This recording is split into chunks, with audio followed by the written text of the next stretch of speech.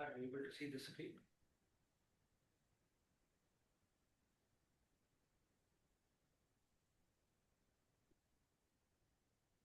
Oh, let's proceed. So we just had the prayer. We'll go to the next part of the presentation today. So this is a whisper from the recent past, an extract from the June 24th, 2000. Message by the Venerable. Think that you are not riveted to your physical body and that you are making incursions to other planes, even if this activity is not conscious. Our contacts are made by way of these messages, which serve as intermediaries between the two worlds. For the time being, stop burning. You have set out on a long voyage that must lead to its home port. Let yourself be carried along by events rather than trying to rationalize. Take your inspiration from the sages of the past, and there is no shortage of them in the present either, who accept without trying to understand why they are different from others. Most often ignored, misunderstood, they follow their stars without battling an eye, relying on God for everything. Divest yourself of useless aspects. Don't be constantly disturbed by everyday events. They are of no importance. May your boat glide over the waves, guided only by the Divine Master. So, two or three people can share your thoughts, any thoughts that you might be getting based on reading this particular whisper. Any of you can raise your hand and share your thoughts.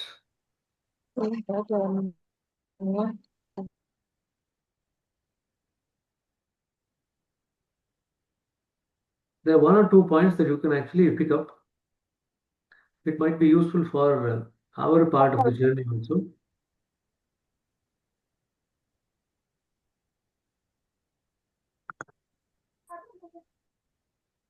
Or do you find it too abstract to grasp it? Any thoughts is fine. You can just go ahead, Lavanya. Mobile ಕಮ್ಮಿ ಇದ್ರೆ ಆ ಥರ ಬರುತ್ತಾ?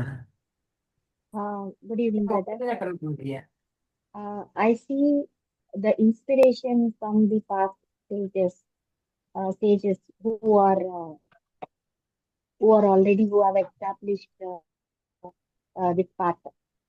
I see that we have to take inspirations from them and understand deeply. Is that something that you can relate to? Taking an inspiration from the past sages? Because they have already walked the path, so we can surely understand that this path is very easy to others like us also to if we put in the effort. That is what I am looking. So generally, what Babaji is writing is that some of the spiritual beings are generally misunderstood. They are often ignored. And that's something that comes to the lot of spiritual people. Just remember in mind. That's what he's talking about.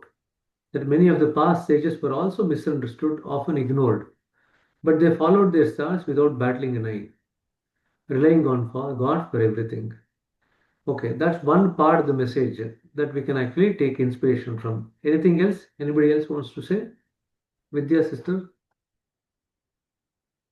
Good evening, brother. One important part I felt is let yourself be carried along by events rather than trying to rationalize. Every event, if we start rationalizing, maybe it is very difficult to go ahead or progress. So we have to just we have to just be along with the events. That's what I felt, brother. So essentially, And go with the flow. Go with the flow. Not to apply too much of mind on it. Don't put effort on the events, and don't be constantly disturbed by everyday events. I think it relates to the same thing, like along with the events, don't be disturbed by the events because they are of no importance.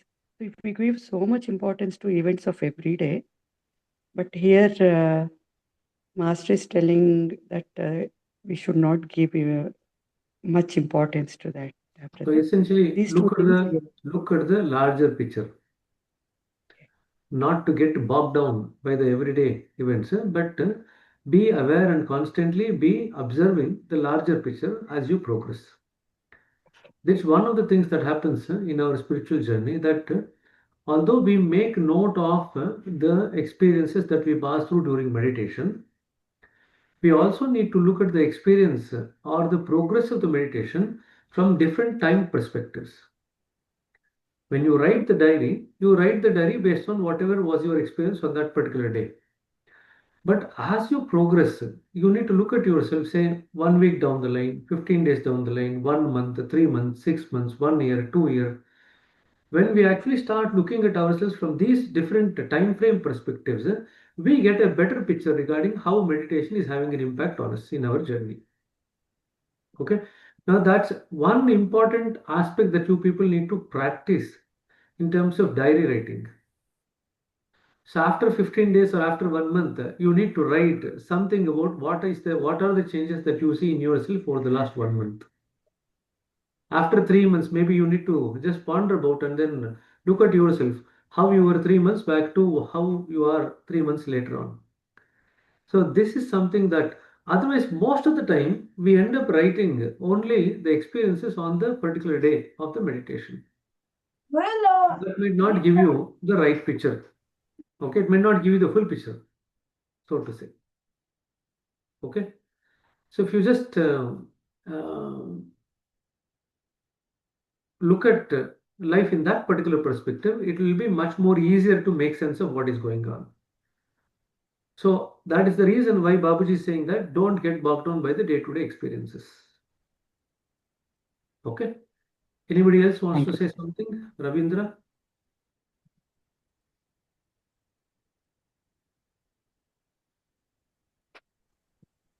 Namaste, brother.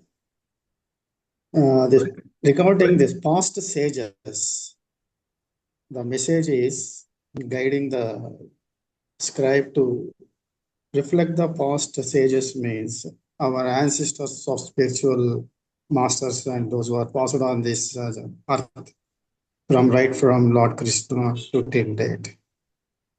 And their work of spiritual, based upon that, their achievements, spiritual progress, their guidelines, their teachings, that we have to adapt in our practice.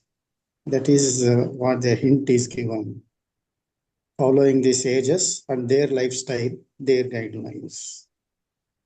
Since now this Janmashtami is coming, those some Daji has given us some 10 slokas, where mostly he underlined the heart.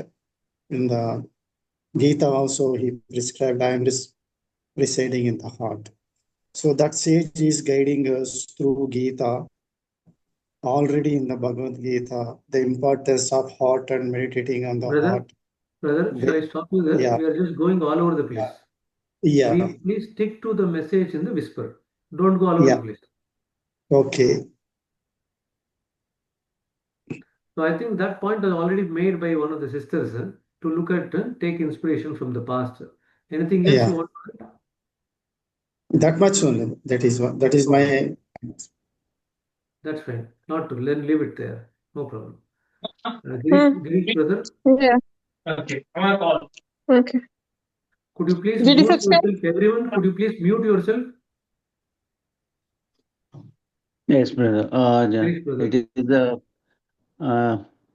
you are set out on a long voyage that must lead to its home port. There is a long voyage is there, so you get prepared for that like that. I understand. Okay, good. So there are a lot of hands which are raised, so we might not be able to go to everyone. I'll just take one last input. Sri Lakshmi, just go ahead. Namaste, brother. I would like to know some more about this sentence. Divest yourself of useless aspects. Don't be constantly disturbed by everyday events. They are of no importance. Can you I think enlighten that's on that what we point? just now spoke about. We just now spoke about not to worry too much about what exactly happens just on a day-to-day experience or in the experience of the meditation on a particular session. We need to look at life from the larger perspective. That's something that we'll cover anyway during the course of the session today. That we need to have different time frames of looking at ourselves. Now, one other thing that you people, I thought somebody will pick up, but you people did not pick up on, I'll just point out, is the first paragraph. Think that you are not riveted to the physical body and that you are making incursions to other planes, even if this activity is not conscious. Now, this is something that we have repeated quite a few times, saying that the journey in the microcosm is the journey in the macrocosm. This is something that we spoke about in the last two sessions also. So, as we journey through the Pinda Pradesh or the different spiritual points, we are actually journeying through different levels of subtleties of the consciousness. Sometimes, when it is necessary for us to get to know communications from other worlds, which are of a different level of subtlety of consciousness, we can get to know even while we are actually here in the physical body. And that's what Babaji is talking about, that even if you're not conscious, you are making incursions to the other planes. And our contacts are made by way of these messages, which serve as intermediaries between this world and the other world, from where the messages are coming. So that's another part that we need to keep in mind, that our journey might appear to be in the microcosm, but actually the journey in the microcosm is actually leading to the journey in the macrocosm. Okay. I think we'll just move to the next part now. Next slide. There are just two sayings from Babaji Maharaj and Daji Maharaj. We must never be disappointed in divine grace. God is the supreme master, and his will must be carried out in all respects. We should think ourselves to be bankrupt and remain ever busy in his worship and devotion, not minding the interruptions and disturbance that happens to come in our way. Anyway, interestingly, I was just reading the fourth volume of the 1944 Whispers today, and Lalaji writes about some instances where Babaji in the late 40s do not follow the divine will. And Lalaji just makes a comment saying that in spite of all your efforts to go against what was willed by the divine, it has actually come to a naught. So it is our duty to follow the divine will. The reason I'm just talking about this particular incident from 44 Whispers is that even at that stage, when Babuji had almost aligned to the center, he had been appointed as a successor representative, and he could get the impulses directly from the center. Even at that stage, there was this tendency, human tendency, which was still there in him, where sometimes he would act out of his own will, not necessarily in conformity with the divine will, but even otherwise. And Lalaji points it out to him, saying that in spite of all this happened, all your efforts to take matters in a different direction has actually come to a naught. And now it's a lesson for you to learn that the divine will prevail. Okay, it's there in the 1944 Whispers, fourth volume. I'm just reading around 1947. That's the part that I'm reading now, 1947. So that's what Lalaji writes. So this whatever you are now reading as a quote from Babaji Maharaj is much later, after he's kind of evolved from that stage. Now, why am I talking about this? It's important to recognize that many of the people who actually pass through different spiritual stages are also likely to cross these stages.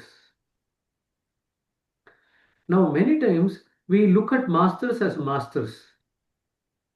But when we read their biographies, when we read their evolution, as how things progressed before they became master and after they became master, it actually gives us a hint regarding how things will pan out for us as we progress. Okay. Now, when we see a master in a state of perfection, we assume that master was in a state of perfection all throughout their life. That is not the case. And that also probably gives us some solace that there is some margin of error for everyone, not to be too harsh on oneself. Okay, just remember it's a evolving story. Okay, it's not like a one-off or a clear cut-off, nothing like that. It's an evolving story, and each one of our journey is also evolving, and that's something that we need to keep in mind. Okay, now people talk about compassion at the third point. If you do not have self-compassion, there is no question of being compassionate to somebody else. First and foremost, we have to develop self-compassion.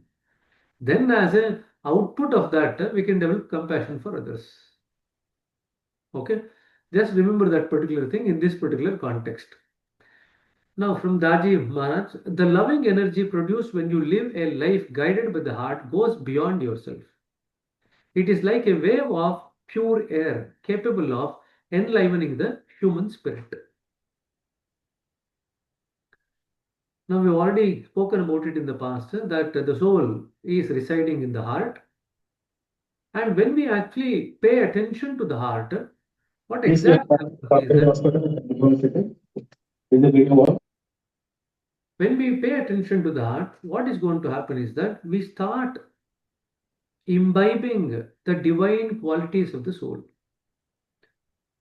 Now, you remember this formula, the nature's formula. Where you pay attention, the energy flows there, and we absorb the essence of that particular thing. If our energy or attention is directly flowing to a particular person all the time, we absorb the essence of that particular person. If our energy, the attentional energy of the mind is flowing to an object, we absorb the essence of that particular object. Now, this happens very naturally. For that, there is no effort required. This is happening, in fact, all the time. If you look at this particular formula and apply to life, when you are paying attention to the heart all the time, whatever is the quality of the heart is the organ of feeling, that is what we read. But then heart is the organ of feeling because of the fact that the soul is residing there. Now, if the soul leaves the body and the heart stops, the heart is still there, but it cannot be an organ of feeling then. It is the presence of the soul that makes the heart divine and an organ of feeling. We start absorbing the divine qualities of the soul. One of the divine qualities of the soul is that it is pure, it is uncontaminated, it is holy. These are all the things that we start imbibing into ourselves. So, Lalaji writes, no matter what could be the past qualities of a person, the moment they actually start paying attention to the heart and coming under the influence of the qualities of the heart, they actually start changing as a person. And the best example is Valmiki. Valmiki was a dacoit in his previous version. So he used to loot people who were traveling through the forest. But as and when he is given this mantra to actually utter and then do his spiritual sadhana, he gradually changes, metamorphoses as a person. And then he becomes a sage through whom we got the Ramayana. And he was the first person to utter Sanskrit in the form of a poem. Now just look at what he was previously, what version he was previously, to what version he became eventually. But also I want to caution you here that we don't metamorphosize like this in one day. No. It happens bit by bit, bit by bit. So essentially, we always need to look at ourselves and see, are we changing as a person as we do this practice? If after 1 or 2 years you see hardly any changes in you, it just means that there is some error in the way that you have grasped it, in the way that you are practicing it, and the way that you are actually relating to the practice.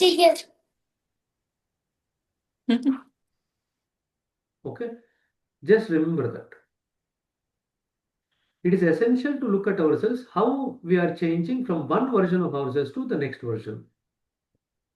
Okay, it is inevitable. Lalaji writes this one sentence, that is, it is inevitable that a person who sits next to the fire will feel the heat. Likewise, he says it is inevitable that a person who comes in contact with a spiritual master with the right spiritual method that he is offering, it is inevitable that you will change as a person. It cannot be otherwise. So just keep this particular perspective in mind. Okay. Now, heart, we have discussed about the different meanings of the heart and what meanings are used in different contexts. Again, we will be covering some of those aspects when we cover the efficacy of Raj Yoga. So there will, again, we will touch upon the heart as a concept from different perspectives. Okay. So any comment or questions on these two things before we move to the next stage? One or two I can take. Ananta brother, go ahead. Yeah. I think you were talking about the soul's role in the part that heart plays Yeah, when we live, right? correct. And what I understood is, when we obviously when we leave, we stop living, right? And that heart, there's no heart, obviously, right? After that, is that what I understand? Correct. Correct. The soul might be in existence, but it does not have the capacity to influence our existence. Okay. And this is in relation to what Daji is saying about the loving energy produced when you live a life guided by the heart goes, okay, he's talking about going beyond yourself, but I was looking at the first part. The loving energy is what the soul Exactly. influences, right? The soul is, you can say the soul is exuding that loving energy all the time. Huh. That's how you can look at it. And here, obviously, when he says heart, he's talking about the heart, which is part of the physical body. Right? Exactly. That is the Thank you. importance. Indirectly, you now pointed out the importance of the physical body for our evolution. Remember, the physical body and the mind is the instrument given to us for evolving in consciousness and go into higher realms. When the soul leaves the body without liberation, there is an inevitable part of the journey that happens. It is bound to come back again. And that's the importance of trying to get liberation while we are having the physical body and the mind here. Okay, without the physical body, there is no question of any liberation. And normally, we don't pay so much attention, and so it's important for us to take care of the physical body, to take care of the mind also, and to keep them healthy. It is our duty to keep the mind and the body healthy because that is the best friend that we have got as far as our evolution is concerned. Okay. Thank you. That's really a new insight for me. So it is our duty. Now, many people wonder that, oh, why should we take care of the physical body? It's okay. Now, as long as our heart is in alignment with the divine, it's okay not to worry about the physical body. Until unless we reach the stage of liberation, I told you that self-effort is necessary up to the eighth point. After the eighth point, the ownership changes. Master becomes more important and our self-effort starts becoming less important till we reach the 12th point.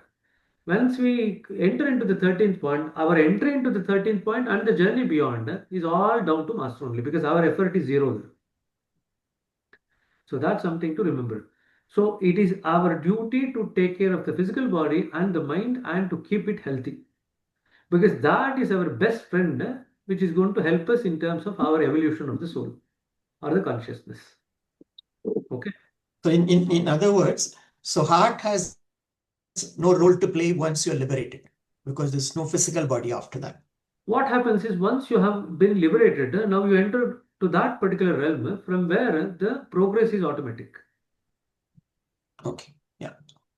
That's the reason why the need for the physical body actually comes down. But remember, even when a person is still liberated, all that has happened is that they have moved beyond the body consciousness. The 11 circles of ego is still there. Yeah. So the mind consciousness is still there. So that being the case, we need to remember that even when we talk about liberation as a very high thing, all that we are actually getting over is the body consciousness. That's all. Okay, just keep that in mind. That's why Babaji writes, liberation is a toy for the yogi to play with.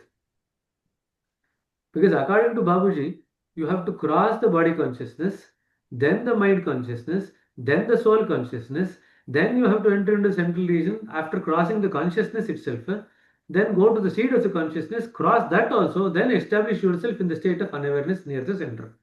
That is the journey. So just imagine when people take the first step in this journey and say that they have completed a journey, how kind of foolish it will look at from the larger perspective. Okay. Anyway, we'll go to the next point. Girish, I think we've taken your point. We'll go to Manikantan. Okay, we'll come back to you later on.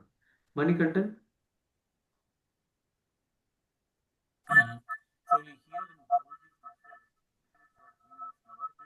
We are not able to hear you.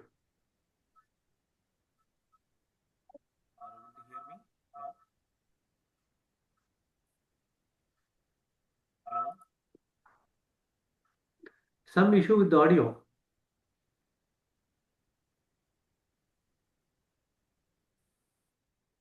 Okay, Manoj.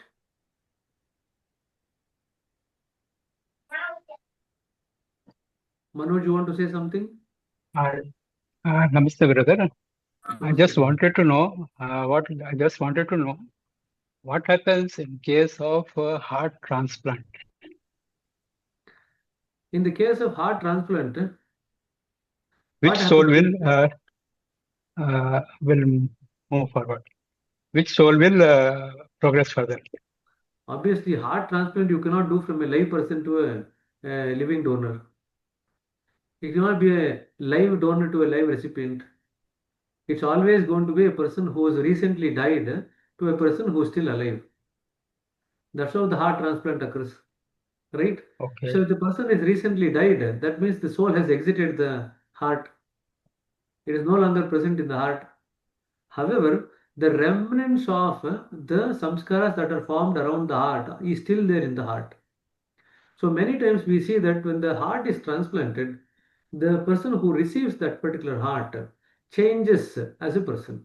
They change as a person. Their personality changes. This is a very commonly medically reported case reports. The recipient does change as a person. Their personality changes. Now the question comes, why do their personality change? It changes because the, the donor heart, which carries the remnant of the donor samskaras, now acts on the recipient and the recipient personality changes. In other words, that also gives you some kind of a medical reason to actually do the work what we do. In our system, when we give sittings, we actually work on the heart, on the chest. That's where the heart is. So when we clean the system of the Abhyasi, we actually clean the chest portion. That is that is where most of the samskaras are. So when the organ transplant occurs, especially heart transplant, those samskaras are also possibly transmitted or transferred onto the recipient. So the recipient changes as a person. Okay, that's another topic for the day, but I've just given you a hint about what exactly happens. It also gives you a next clue that the personality of a person is down to the samskaras that they carry. The personality of a person is down to the samskaras that they carry. So if we change the samskaras, the personality of the person has to change. In other words, the person will automatically start changing the way that they relate to others and they relate to the world. It is an inevitable component as and when the samskaras are removed from the system. Okay, I think if you can take these 2 points from this particular question that you have, that is enough. Okay. Thank you. So I know that there are 3 more hands. We'll come back through these 3 of you later on because we need to still cover the topics for the day and then we'll come back to you later on. Okay. So we'll go to the topic for today, which is the topic of identity. Okay. Now, if you remember from the last session, we said identity is also in the form of space. We said absolute is nothing but space. And we also said the identity is also nothing but Akasha. If you remember that particular sentence from the last presentation, we'll continue from that. Identity can be seen as a fine idea that develops into thought. Now, you are now talking about a fine idea. In the last session, we mentioned that it is something like a space. So just keep these 2 perspectives in mind. It is the grosser form of the original consciousness or reality with a subtle covering. Now, you remember, where do we get the identity? We spoke about it last time around that when we enter into the central region, we are now established in the state of grosser identity. That's what we spoke about. As we pass through the journey in the central region, cross the 7 rings of splendor, our identity gradually becomes refined and we establish ourselves in the finer identity. This is what happens in our spiritual journey from where we are now towards the center. Now, reverse the equation, look at it in the opposite direction now. Our identity was formed very close to the center.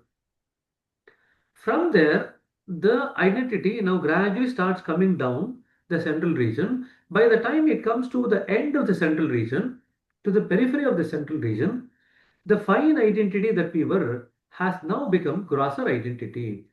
That is what we spoke about. Now, Babaji says identity is nothing but reality with a subtle covering. Now, here the reality is nothing but the center. As part of the center with a subtle covering is the identity. That's why we said that if reality is or absolute is space, then identity is also space only. The only difference is this identity is more grosser. Why has it become grosser? Because it's now got a subtle covering around it. Now the question comes, what is the subtle covering that the identity gets in the central region as it passes through the 7 rings of splendor down towards the periphery of the central region? What happens is, initially, when the identity is born, it is pure and it's in alignment with the center. There is no issue at all. We were all there in the kingdom of God. Now, after some period of time, because of various things, we will not go into the details of that. Just take it for granted that after some period of time, the idea of separateness now starts coming in this identity, the fine identity. Now that is the first, you can say, attitude or bhava that we get. It's not the covering as yet. It is still very fine. It's not a covering per se. But secondary to this idea of separation, we then get the idea of fear. We start becoming fearful. As long as we don't have the idea of separation, there is no fear. But the moment the idea of separation now takes hold of the identity, it now develops intense fear. It looks around to see if there is anybody else, and it sees that there is nobody. Then the fear comes down. Now there are 2 things. There is this idea of separation and there is a fear. Temporarily the fear comes down and then that identity works out that if it has to get rid of the anxiety and the separation, it has to realign with the reality again. It has to re-establish its connection with the center again. This is what happens. Then the desires actually for the first time manifest in the identity. The original desire of the identity is to re-establish its connection with the center. Now, why does it want to re-establish the connection? It wants to get rid of the anxiety and the idea of separation. That is why it wants to re-establish the connection with the center. This is what is the story that happens. So by the time the fine identity from near the center comes down to the periphery of the central region, there are some subtle coverings. And the subtle coverings are related to the idea of the separation and the fear, and lastly, the big desire to realign with the center. These are the subtle coverings. So what is the identity? Identity is nothing but the reality with the subtle covering. Now, although he's used the word grosser form of original consciousness, that might be sometimes confusing, but just keep that in mind. He has used the word.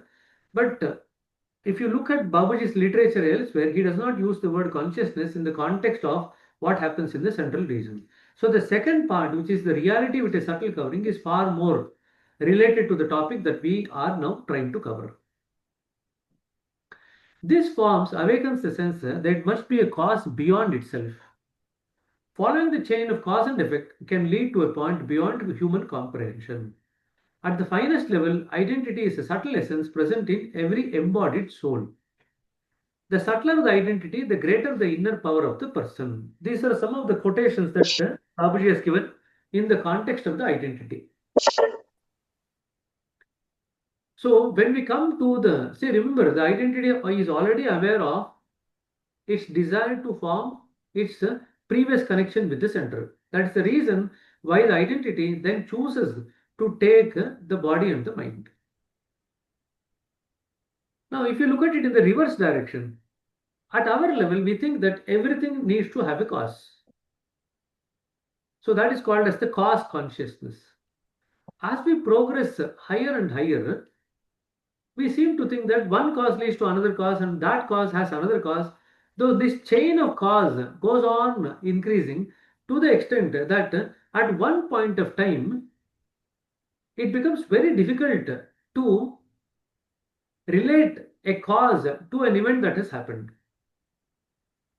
No, a very classical example from whatever you have read in the Heartfulness Way is that Bhishma is now lying on a bed of arrow, and then he says to Krishna that I have looked at my past 100 lives, but I don't see anything that I have done for me to deserve this fate. And Krishna says, look beyond. In other words, relating the cause and effect is a very difficult thing because we only have small access to our past life, if at all. That being the case, it becomes very difficult for us to look at the effect that we see and then work out a cause from the past. Upanishads say that everything ends up in a phase what is called as the causeless cause. In other words, it also talks about the need for us to go beyond the cause consciousness. You remember we spoke about it last time also. There are three consciousness: cause consciousness, time consciousness, and space consciousness. And we have reached the journey after we have crossed these three. The first to be got rid of is the cause consciousness. That's what the fourth sentence is talking about. Following the chain of cause and effect, it can lead to a point beyond human comprehension. In other words, we go towards that cause which is infinite in nature. That is what happens. Now, the fifth point, at its finest level, identity is a subtle essence present in every embodied soul. So when we have a body and the mind, there is some essence that we have got, and that subtle essence, and that is what is called as the identity. This is description of identity in a slightly different words. It also has some bearing on us. You remember what I mentioned in the previous slide, that when we focus our attention to the heart, we start imbibing the qualities of the soul. If we are going to imbibe the qualities of the soul, we are actually gradually imbibing the qualities of the identity, which because that is the most subtlest essence that we carry.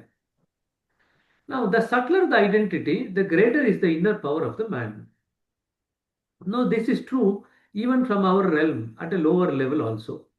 As and when we start passing through the Pindu Pradesh and go to the mind region, we become more powerful.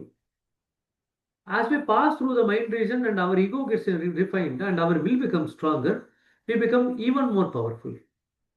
As we enter into the central region and our individual will now aligns with the divine will and we journey in the central region towards the center, we become even more powerful. So this is a formula that we happens to everyone who follows the spiritual journey.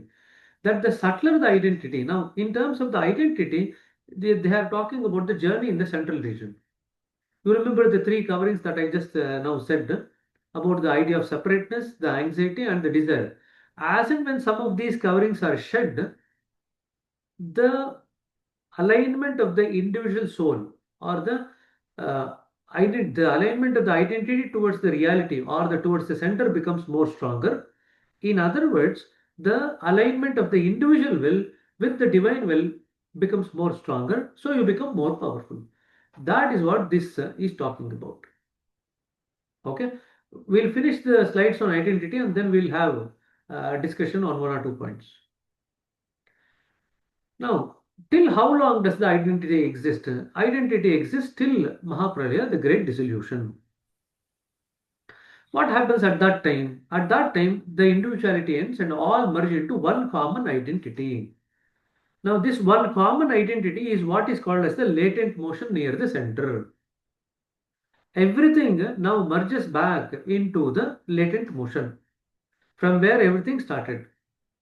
So, in other words, the Kshobh, the time, and the entire manifest creation, all of them merge back into the latent motion.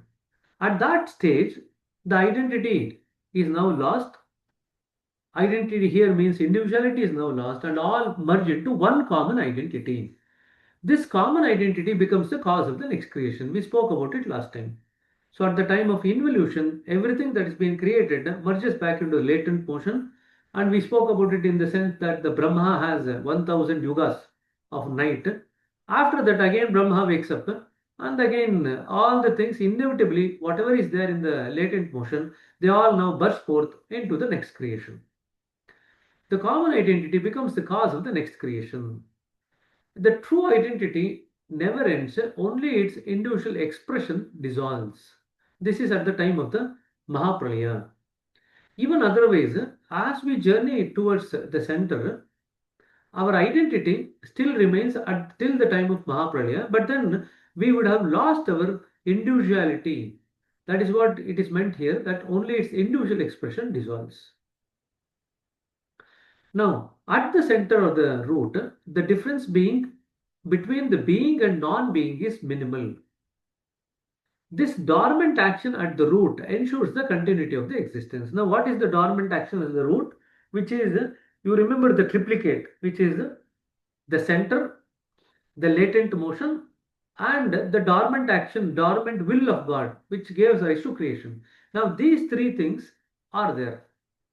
Now, when the dormant action will of the God becomes activated, it leads to creation from the latent motion. When the will of God goes into dormancy, then there is no creation. All that is there is the center and the common identity next to the center, which is also called as the latent motion. So I'll stop here. I think these are the two things as far as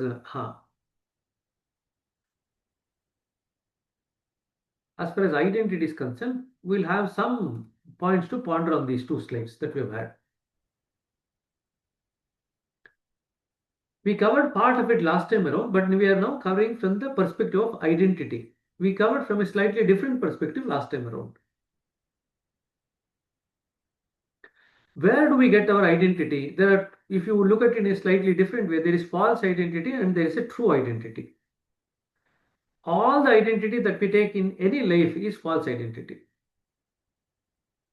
We are so and so, we are this and this, we are that and that. Everything is false identity. Our true identity is of the nature of Akash or space. That is our true identity. When do we actually get access to our true identity? When we enter into the central region.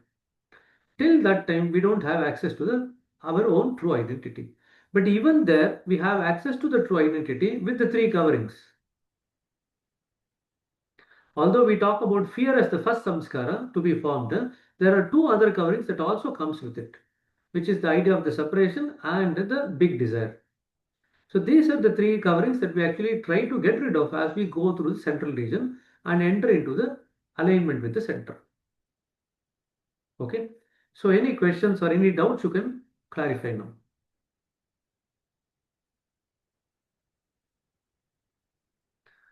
Okay. Mukund Manikantan, go ahead. So, are you able to hear me? Yeah, Sir? yeah. We are able to hear. Yeah, Okay. go ahead. Thank you. So, first line says the identity exists until Mahapralaya. That means after the Mahapralaya, that will get dissolved. So, the fourth line says true identity never ends. So, in Mahapralaya, what is that goes away? Because your identity is continued, right? It is equivalent to the Akasha. So, when Mahapralaya comes, the identity whoever reach, they merge into the to the space. So here, where this true entity never ends stands true. Okay.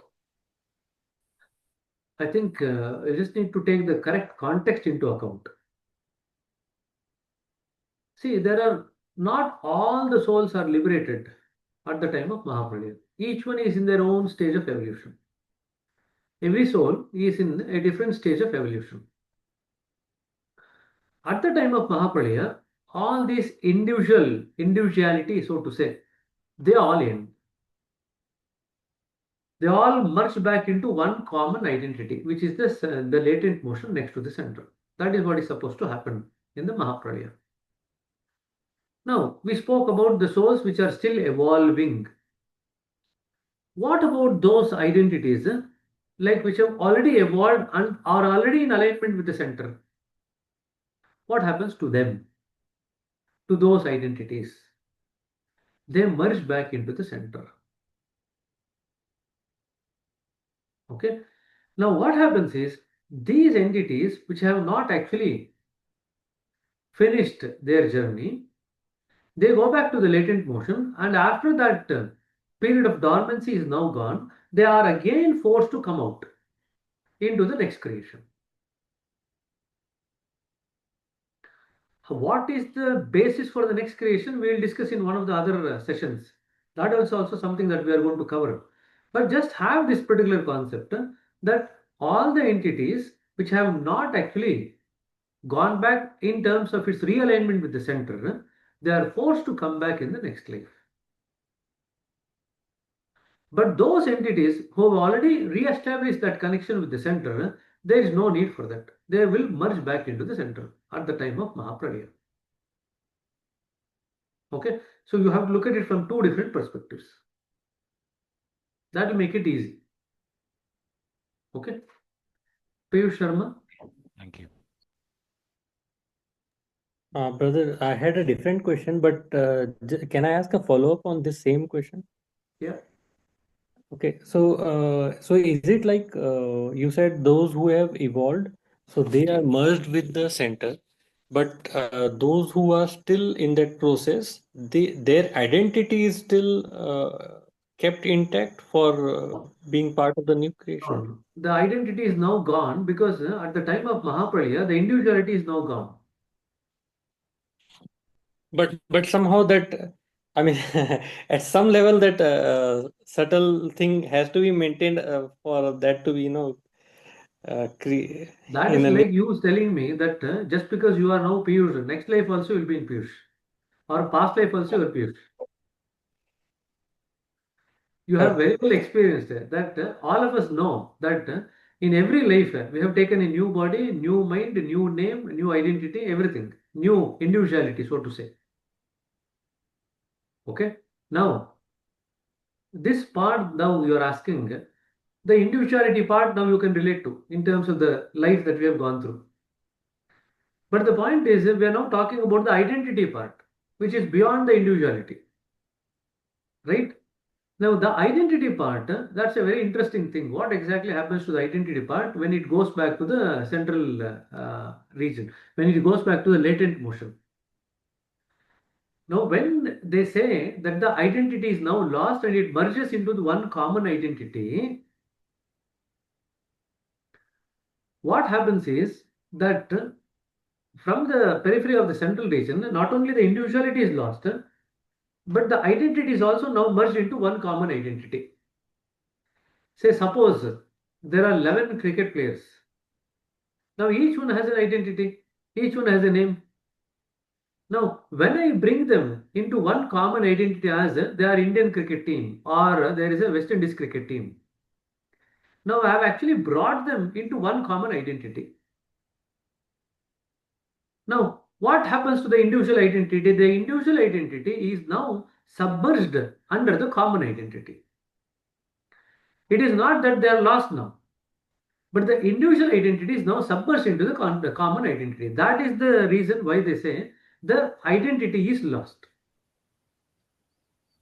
I hope it is clear. No, but It's does not it that mean that everything is lost, everything is gone. No, it is now submerged in common identity. For example, all of us, suppose we all get into a train, a particular train that is traveling, a particular express. Now we are all passengers of that particular express. That is a new identity that we take. Now we might be coming from any different place, any language, any name. That all those things doesn't matter. The common identity that you have taken is one of the passengers of that particular express. That's the common identity that you've taken. That's exactly what happens when at the time of Mahapralaya, the individuality, the identity merges or they all come into the pool of the common identity. That is what is meant. Okay. Prior to that, the individuality is lost. The individuality is something related to the physical body and the mind and the false identity that we take. That is the part of the individuality. The identity is something that comes later on because that identity is the same for everyone. It doesn't change. That's why we spoke about the identity as the essence which is there in every soul. Okay, just keep that in mind. First, the individuality is lost, then the identity is lost. Now, when we say identity is lost, it doesn't mean to say it is lost. It goes into one common identity. In that way, you can say that it's lost. That's all. Okay. but the sanskaras are carried forward, is it? So we will talk about whether the samskaras are carried forward or not. If at all they are carried, how are they carried forward? We will talk about that. Okay, But that's a good question. Okay. My original question, brother. We are referring here while you spoke that as one gets subtler, that identity gets subtler, there is more power. So what power are we talking in this context? Means what is the purpose of means use of that power? Or how is it? I explained that. I told you that the willpower becomes stronger and stronger. Okay. Okay. Your willpower becomes stronger as you become more subtler, not only at the level of identity, even otherwise.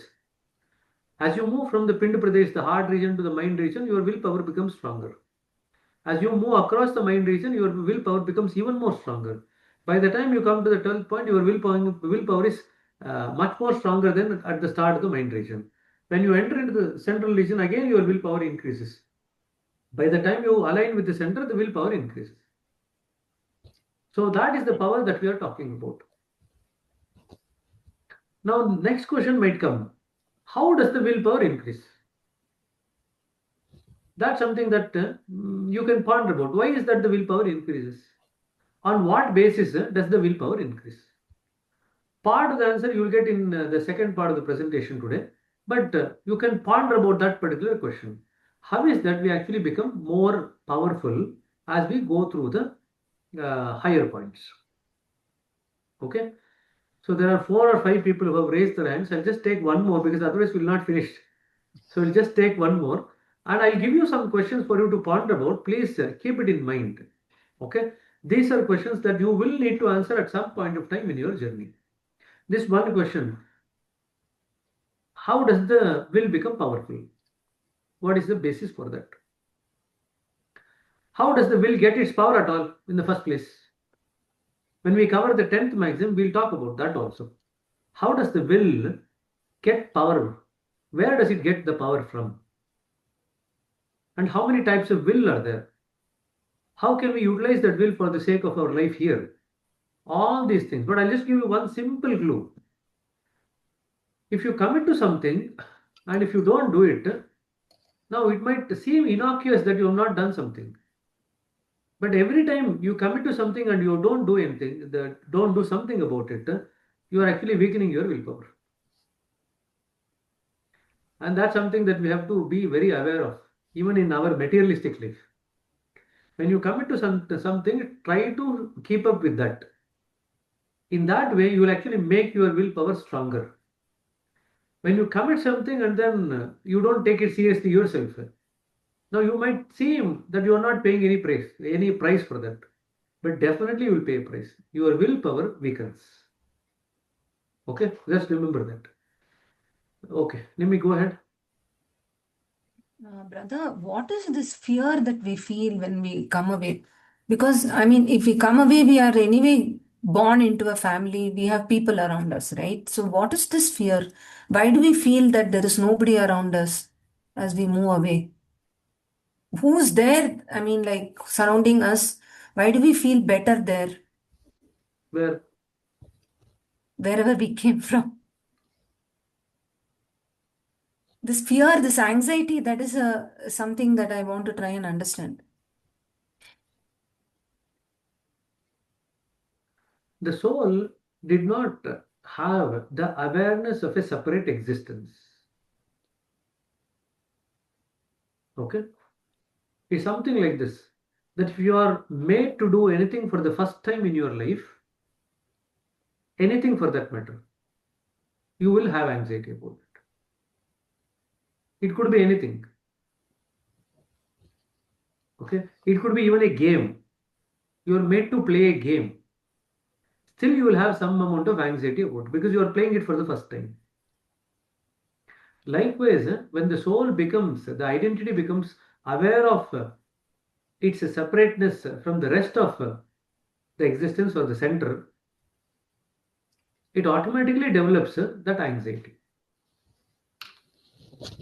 It's something that is there naturally present in everyone, and that continues to be there even now.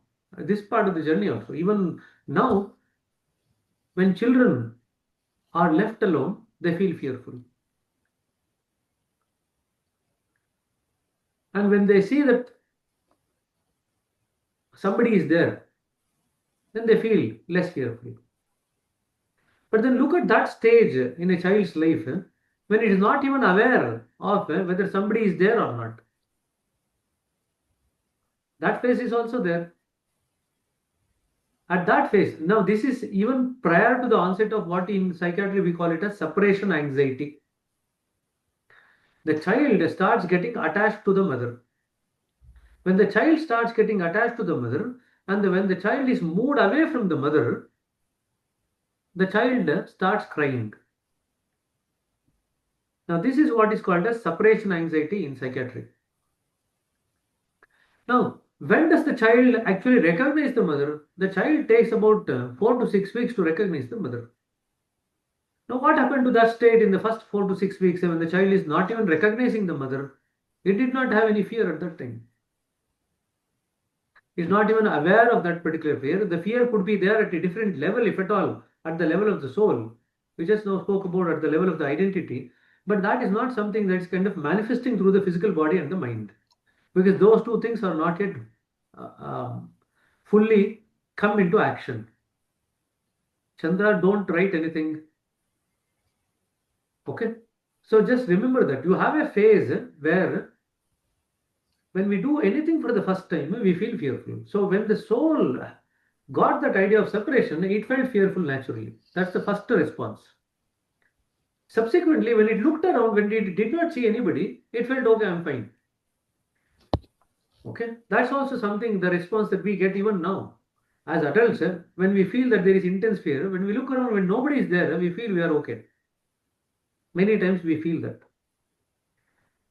This is, nobody can explain why this idea of the fear came at that time, but it is naturally present even now. The same thing we experience even now. That's all that can be said.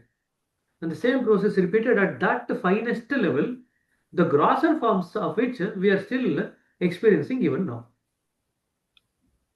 Okay. So Vishweshwara, Prachi and Rima sister, we will take your questions for the next part of the presentation. Okay.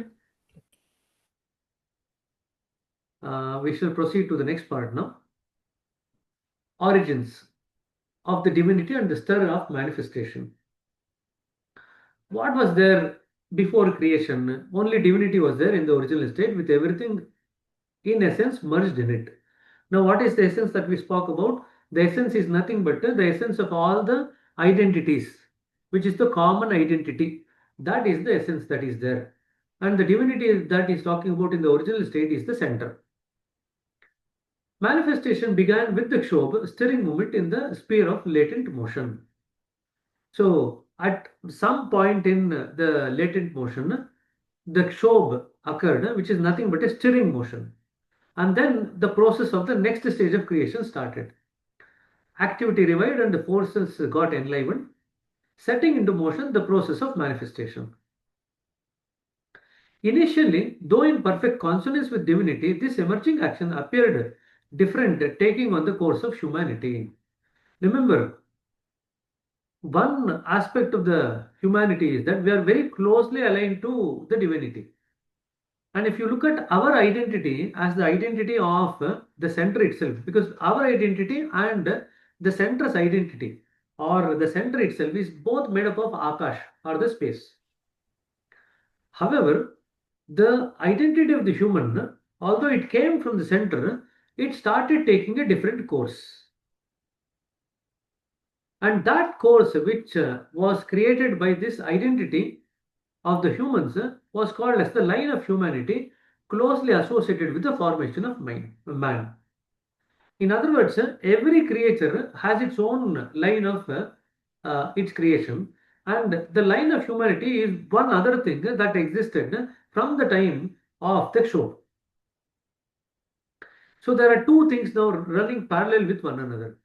One is the line of humanity that started from near the center, and then it's the line of divinity, which wherein every other thing which is necessary for creation is actually created. So there is one line of humanity and there is one line of divinity. These two lines are actually running parallel to one another. So the two lines operate in parallel, divinity and humanity, running side by side. Since creation was the original aim, the line of creation, humanity gained predominance, shaping even the subtlest forms. Humanity became the base of the entire structure, yet remained subject to the dormant activity of the divinity. So at the base, the line of humanity and divinity are very closely interconnected in the sense that the line of divinity has an influence on the line of humanity. However, whatever is created in divinity is also influenced by humanity. So that is also there at a later part. Initially, what happened? Everything that is divine was having an impact on the humanity line. Gradually, since both are running side by side, and since the line of humanity also gained predominance compared to the rest of the creation, the humanity line started influencing the line of the divinity. So humanity became the base of the entire structure, yet remained subject to the dormant action of the divinity at the base. Proper formation and evolution occurs only when humanity works in conjunction with divinity. Everything within man falls under humanity, but divinity is at the root of all.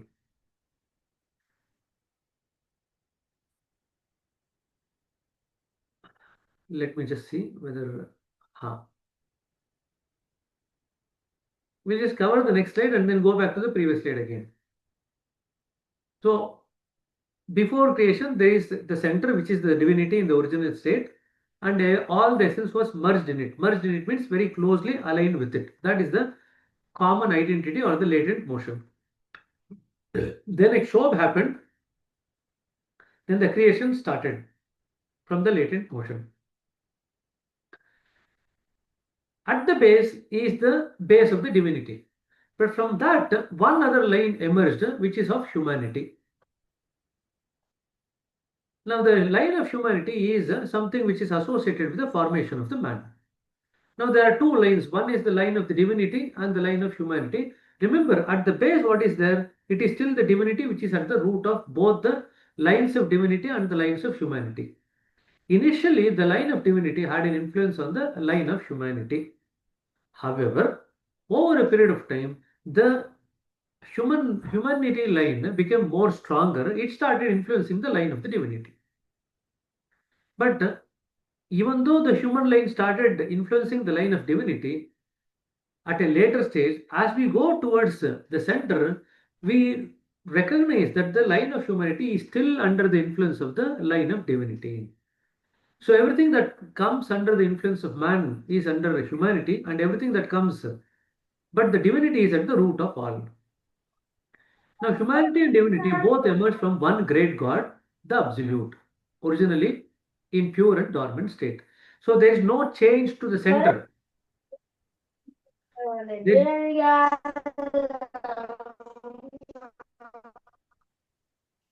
there is no change to the center, which is the great God, the Absolute. But these two lines have emerged from the Absolute and they are running in parallel with one another. The awakening of the humanity arose from actions and counteractions, stirring variations with like heat and cold that shaped forms. As man formed a conglomeration of all things, the purpose became to restore balance and tranquility. This reconciliation with divinity is achieved through proper moderation and as practiced in Sahaj. This secret of nature points to the complete divinization of the man, linking humanity back to its divine origin. So, what is now happening is that whatever we see in creation, there are two aspects to creation. There is one, the godly aspect, and there is one, the divine, the human aspect. What we are now supposed to do is reduce the human aspect of intervention, allow the godly aspect to have an impact on us, which is going to create proper moderation. And once we come under the influence of the divinity, and once the proper moderation is restored, our life now becomes totally divinized. Now, with the proper moderation, the balance and tranquility is also restored in humanity line also. That is exactly what happens when we actually meditate on the heart in Sahaj Marg. Now, what is there in Sahaj Marg in the heart? What is there in the heart is nothing but the line of divinity running. What is there at the level of the body and the mind? There is the line of humanity running. Both are there. Daji keeps talking about listen to the heart, heartful living, heartful communication. And remember everything, we have made it into heartfulness. Now, what is supposed to happen when we listen to heartfulness? It is just that we are going to become more moderated. We establish ourselves in moderation and balance. With that, we get tranquility and we start coming in alignment with the divine. What is going to happen in the end? As and when we start aligning more and more with the divine, we will end up in total divinization of man. That is what is going to happen in the end. So Babuji writes, at the end, once we align to the center, what are the three things that happens?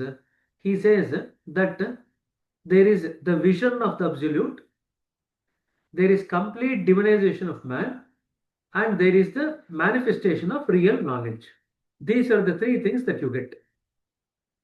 When we align ourselves with the center in our spiritual journey, three things happen when we align with the center. First thing is that you get a vision of the absolute. Second, you get the divinization, complete divinization of the man. And thirdly, you gain access to the real knowledge. These are the three things that you get when you align with the center. So if somebody needs to find out if somebody has aligned to the center or not, what to look out for? These are the three things to look out for.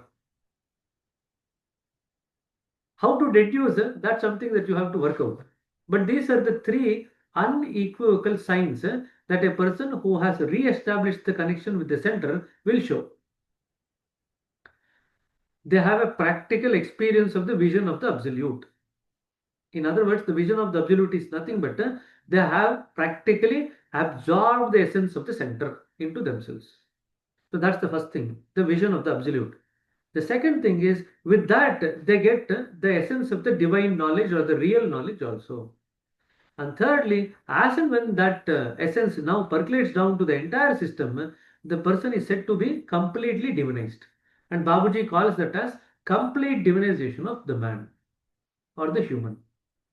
These are the three things that is supposed to happen for a person who realigns with the center. Okay. Now, let's go back. to any questions from these 2-3 slides.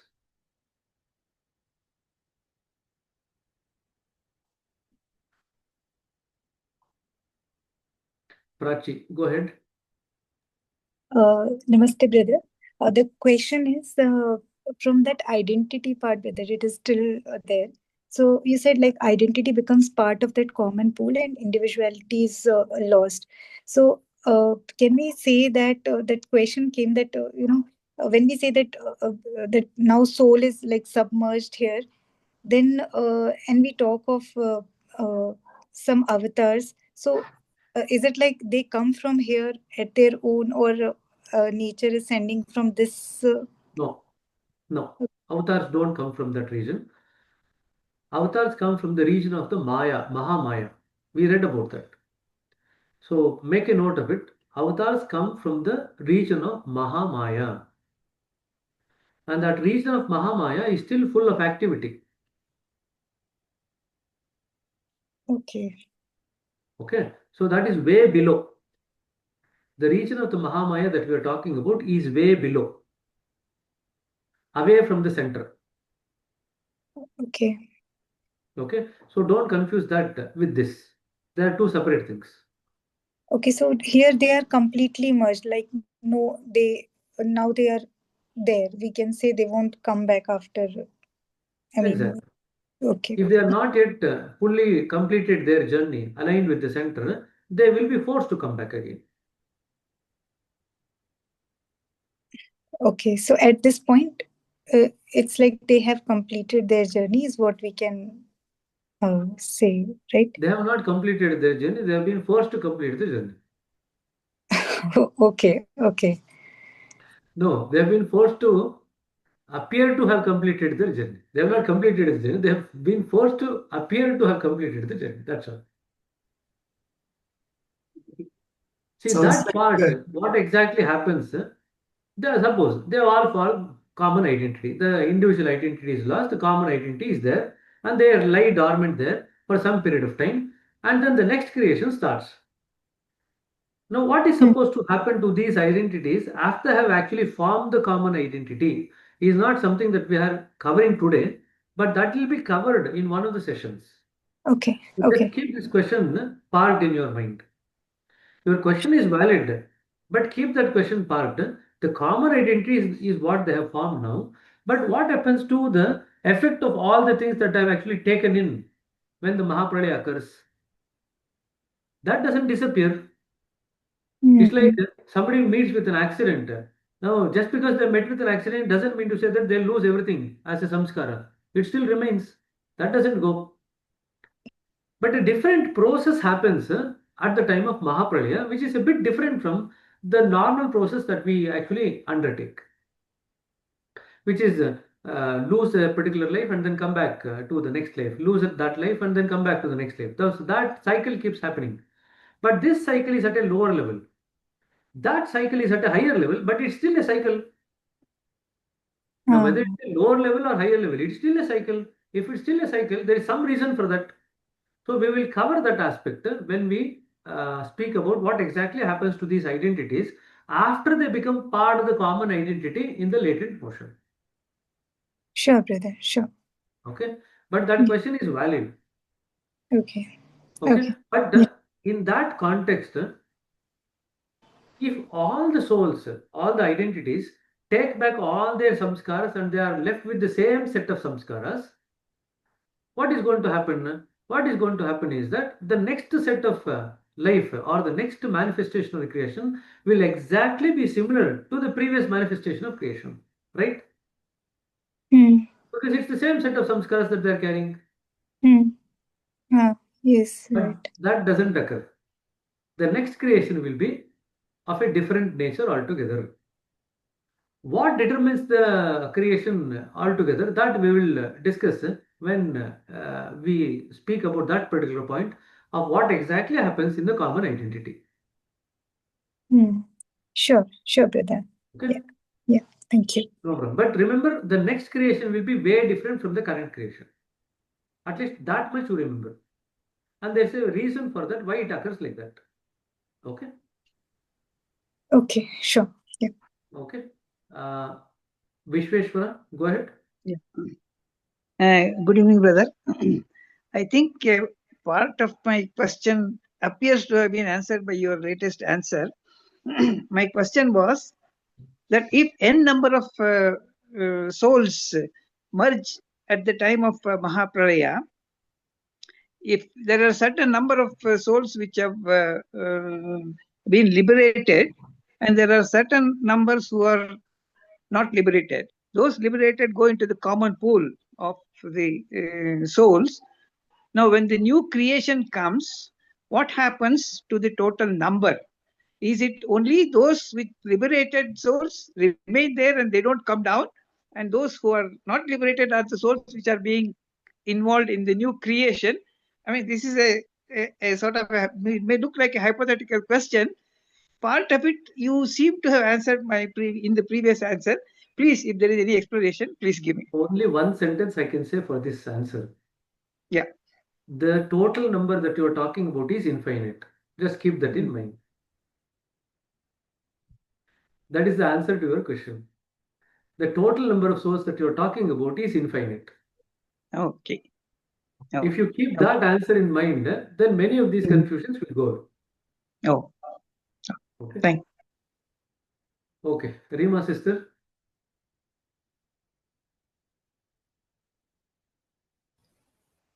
Namaste, brother. Brother, my question is related to identity only on the slide. Once the identity gets dissolved in the center, it says in the next or third line of it that the new creation happens. When it's already dissolved, then how the new creation will happen? No. When the identity gets dissolved in the center at the time of Mahapralaya, there will be a period of dormancy. After that, the stage is set for the new creation.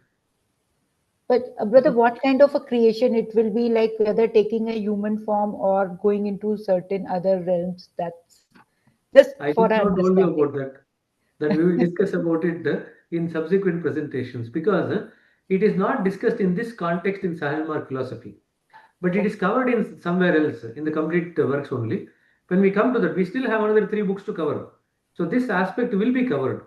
See, all of you are very curious to know what exactly happens. Not now. You are more curious to know what happens at the time of Mahapralaya. Everyone is keen to go beyond time consciousness and space consciousness, even now. And that's good to see. But let that, what do you say, curiosity persist. Now, if this curiosity is going to add value to your practice, why not keep this curiosity burning and utilize it for your journey while you are practicing here? Sure, brother. Okay. Thank you, Okay. brother. But 2 things I'll tell you. Even when the common identity is formed, the essence of what we have taken in remains. That's one thing. Second thing is the next creation will be totally different from the current creation. I think if you just keep these 2 things in mind, you will probably work out in due course of time how does it work. Okay, these 2 are the fundamental points to remember. That even when the identity is lost, individual identity is lost and a common identity is formed, the essence that the individual identity has taken is still remains. Okay. Okay. In other words, the essence remains, and the next part of the creation will be different from the current kind of creation that you see. Okay, and remember, the third point I want to remember is that in the next creation also there will be the line of divinity and there will be the line of humanity, each influencing one another. So in other words, at the base is the center, then there is this line of divinity on this side and there is line of humanity on this side. Of all the created beings, human beings are the most, you say God created in his own form, we say. Human beings are supposed to be the epitome of God's creation. Right? So God has given human beings the most freedom of all the creations. So since God has given human beings the most freedom, human beings have also got that root power in them, the show as mind. So not only the God's creation is happening simultaneously, but the human creation is also influencing the God's creation all the time. So So it's just vice remember, versa. all Okay. the time it's happening. The Okay. human creation is in the human mind is influencing the divine creation all the time. For example, the way that we see creation is divine creation. It's nothing to do with us. We did not create the earth. We did not create the solar system. None of us. However, we have now developed an ability to influence certain things on earth. In other words, we are now starting to influence the divine creation. That is what has happened. Now people are saying that we want to go to the moon, we want to go to the Mars and set up a colony there. All these things are the human line of creation influencing the divine creation, line of creation. Now whether it's correct, not correct, good, bad, that is a different issue, topic to discuss. But this is what is happening essentially. Okay. Fine. So Anand, Nimmi and Maheshwar, we'll come back to you after the next part of the presentation. Okay, just keep that in mind. Keep your questions parked. Okay.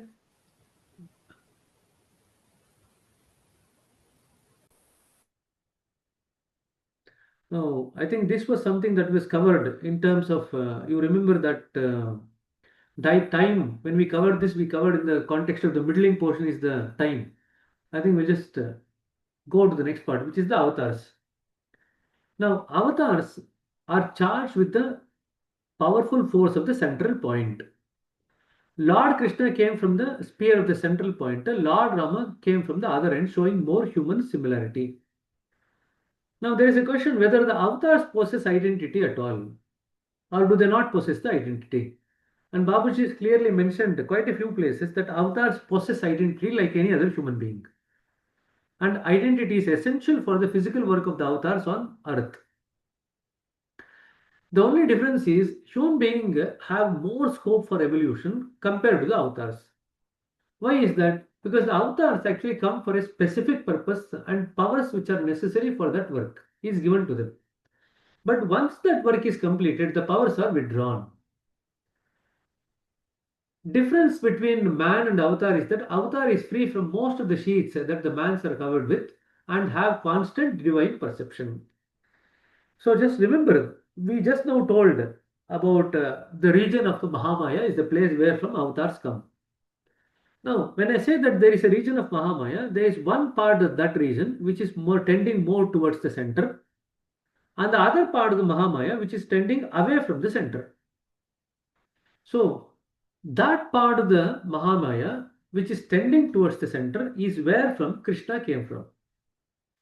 That part of the region of the Mahamaya where it is tending away from the center, more nearer to the line of humanity is where from Rama came from. Now, this discussion about whether the identity is actually there for a avatar or not is discussed in the 44 Whispers also, and Babaji and Lalaji both clarify that the identity still remains, or it is there for them to be able to do work on the earth. Any form of life on the earth, if they have to come down to earth for work, they have to have an identity. Without identity, they cannot do any work. Because it's the identity which then makes it possible for them to take the human body and the mind. Without the identity, taking the human body and the mind is not possible. Now, that being the case, if the identity has to take on the body and the mind, it has to have some set of samskaras. If it has to have some set of samskaras, who is going to give the some set of samskaras to that identity that has not actually come into life at all before? Nature gives the required amount of samskaras, the powers, and the work that identity is supposed to do after they come down to the realm of the earth.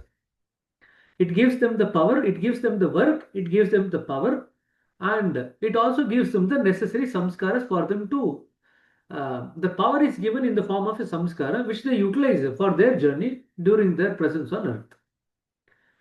The difference between avatar and man is covered with far more coverings, while our avatars are covered with very minimal coverings. Except that the coverings are the one which is required for them to come down to earth for them to do the work. That's the only covering that they've got. Otherwise, they have no other covering. Man has got a huge number of coverings. Secondly, the avatars are aware of the divine perception. They are in constant awareness of the divine perception, while human beings are not aware of the divine perception. These are the two fundamental differences between the avatars and the human being. Avatars also have an identity. Human beings also have an identity. Avatars also take a body and mind. Human being also takes a body and mind. Avatars do not have their own creation of samskaras for them to carry. That is given by nature. The work is also given by nature. The power is also given by nature. And taking these three things, they take the human body and mind and then come into the realm of the earth to do some specific work of nature. This is the central thing about the avatar. Though sharing the same origin as man, avatars are in closer contact with the divine. We just now read about it.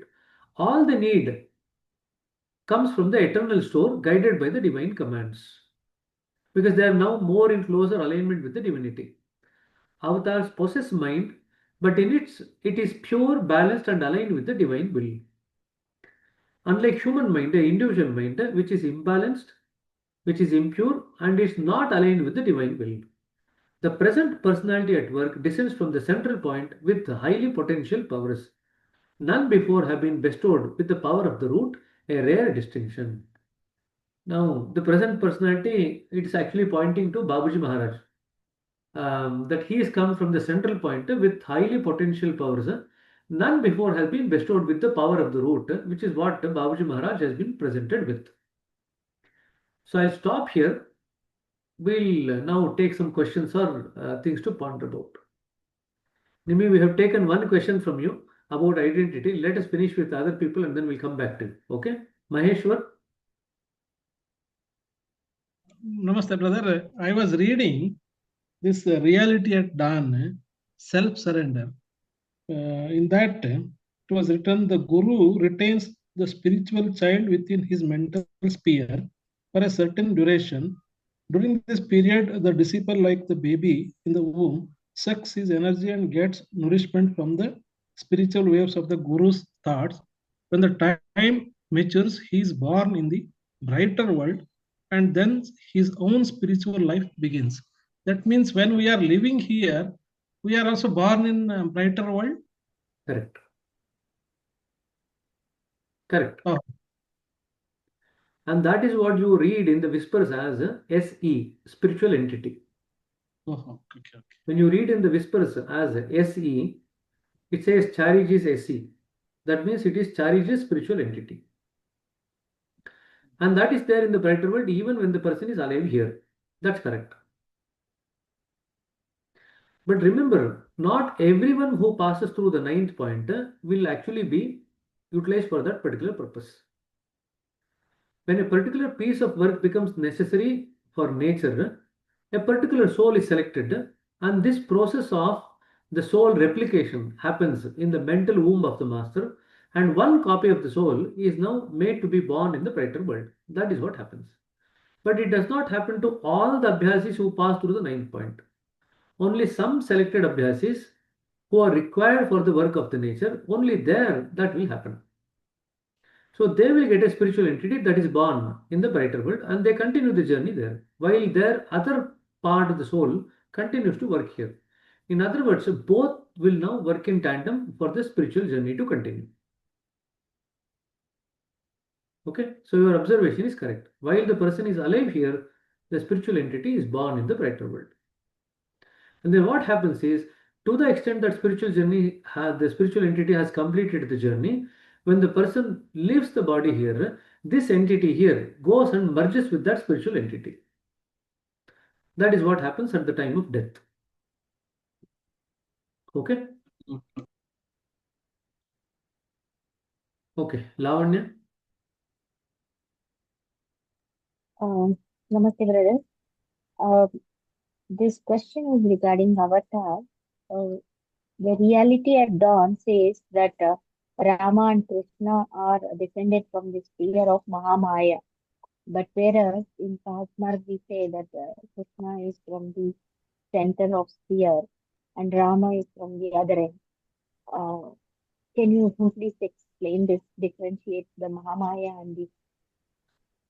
That's why I just now mentioned about it. Krishna comes from that part of the region of the Mahamaya, which is more in the direction of the center. Rama comes from that sphere of the Mahamaya, which is more away from the direction of the center. That's all it is. one more question connected to the same thing. If Rama is from the other end, then have we reached the center point, or is he like us, like human beings? No avatars reach the central point. No avatars will be They able don't to go beyond the realm of what has been given to them. See, avatars are like, you can say, if you were to give an example of avatars in the materialistic world, our world here, you can say avatars are like special purpose vehicles created by the government for the execution of a particular project. That's the easiest way to relate to avatars. Beyond that special purpose vehicle for which they are created, they have no powers. But within that purpose for which they are created, they have absolute powers. As simple as that. I think if you can relate to that, it will be the easiest way to relate to avatars.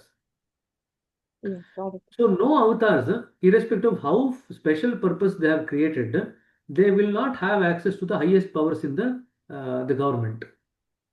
Whatever is the power that the government has given for the execution of that particular work, that's all that they are actually confined to. They cannot go beyond that particular power.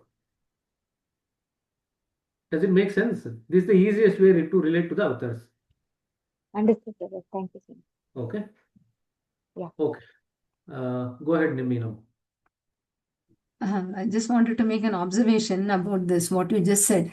I think it looks like the gods don't have any free will. Correct. That's why no amount of worship of the god is going to take you to the center. They don't have any And will. that now you should understand the role of the human master, spiritual master. The living spiritual master is the only one who can actually take you to the center. No god can actually ever take you to the center. Because all gods have only power within their sphere of influence. That's it. So it should be very clear now. The critical role, if you are going to make a spiritual journey, it is inevitable that it is only the living spiritual master that can take you to the highest in spirituality. No god can actually take you there. However, if you are going to keep liberation as a goal, it is quite possible that some of the gods who are beyond the realm of the liberation, they might be able to help you there because it's within their realm of activity. But God themselves have no access to the center. In fact, they don't have the freedom to go towards the center like we have got. That is why human birth is more valuable than God's life. I hope this point is very clear now. My question actually is, what is the difference between Pralaya and Mahapralaya? Like very simple. In Pralaya means at the end of every yuga, there is Pralaya. At the end of every small cycle, there is one Pralaya, one destruction. It is called as Pralaya. Pralaya is you can say it's a minor event compared to the Mahapralaya, which is a major event. So Pralaya means a small component. You can see the expanse of the universe. Suppose a small component of the universe goes into dissolution. That is Pralaya. A small component after some period of time. It could vary in time. It could vary in terms of the portion of the universe which is impacted. They are all Pralaya. When the entire universe goes back to the center, that is called as Mahapralaya. And we are still quite far away from that. Not to worry. But what happens to identity at that point? I mean, all the identities. Are, this is like you asking the same question. You have heard about Ramayana the whole night, and now tomorrow morning you are asking what is the relationship between Ram and Sita. That's the question that you are asking. No, Pralaya and Mahapralaya, I'm saying, in that It's the same. context. It's the same. It's just that in the Pralaya, whichever part of the universe is impacted, the same process repeats there for a different time frame. At the time of Mahapralaya, the whole entire universe of creation is now kind of dissolved. That's all. Okay. The scope is different, but the process is the same. Okay. Okay. Go ahead now. Madhuri? Yeah, brother, actually, what we heard till now is after liberation also, like even the gods also, they have to come back to the human life. But in our scripture, in our books, we are reading after liberation, they don't come. Like if we take Jaya Vijaya, they are almost to the center, I feel, because they are near Narayan. They came back.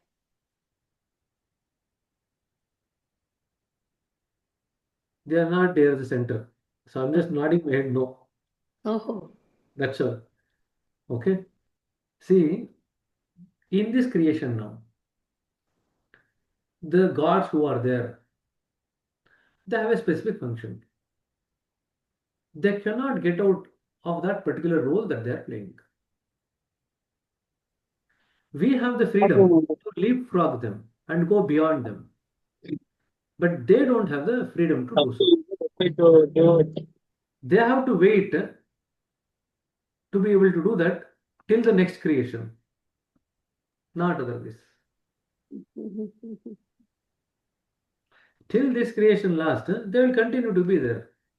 And then again, remember many of these gods, you take the gods in terms of the same soul occupying the position of the god all the time. No. Look at it in a slightly different perspective. It's almost like a soul occupying the role of a Indra, the soul occupying a role of a Varuna. If you look at that particular perspective, it becomes easy. The position is fixed. Now, a finance minister can never become the prime minister. A prime minister can never become the president. But who is going to be the finance minister, who is going to be the prime minister or the president, that can keep changing. Does it make sense? All the godly positions are nothing but nature's power, which is being created to create certain conditions of evolution for human beings. That is what it is. They are all powers of nature, that's all. Okay? And just now we spoke about the powers of nature can be distributed to anybody. Any soul which is at that particular realm, and the nature can choose and then give that work to that particular soul. Okay? Just remember that in mind. Thank you. Okay? Okay. Maheshwar Hegde. Brother, just like Rama, Krishna, they were born in Bharat, that India, and we are considering them as avatars. Maybe same time or other time also in other part of the world, maybe Africa, America, or Europe, or anywhere else. Maybe people avatars must have come. That's in the realm of speculation. We have not heard till now. You have read so much access to information. So you can ponder about it. Even like Jesus also avatar. That's why I'm saying you can ponder about it. But we have never actually read about anything as Jesus as being an avatar of God or anything. He himself says that he is the Son of God. During his life, he clearly said, I am the Son of God.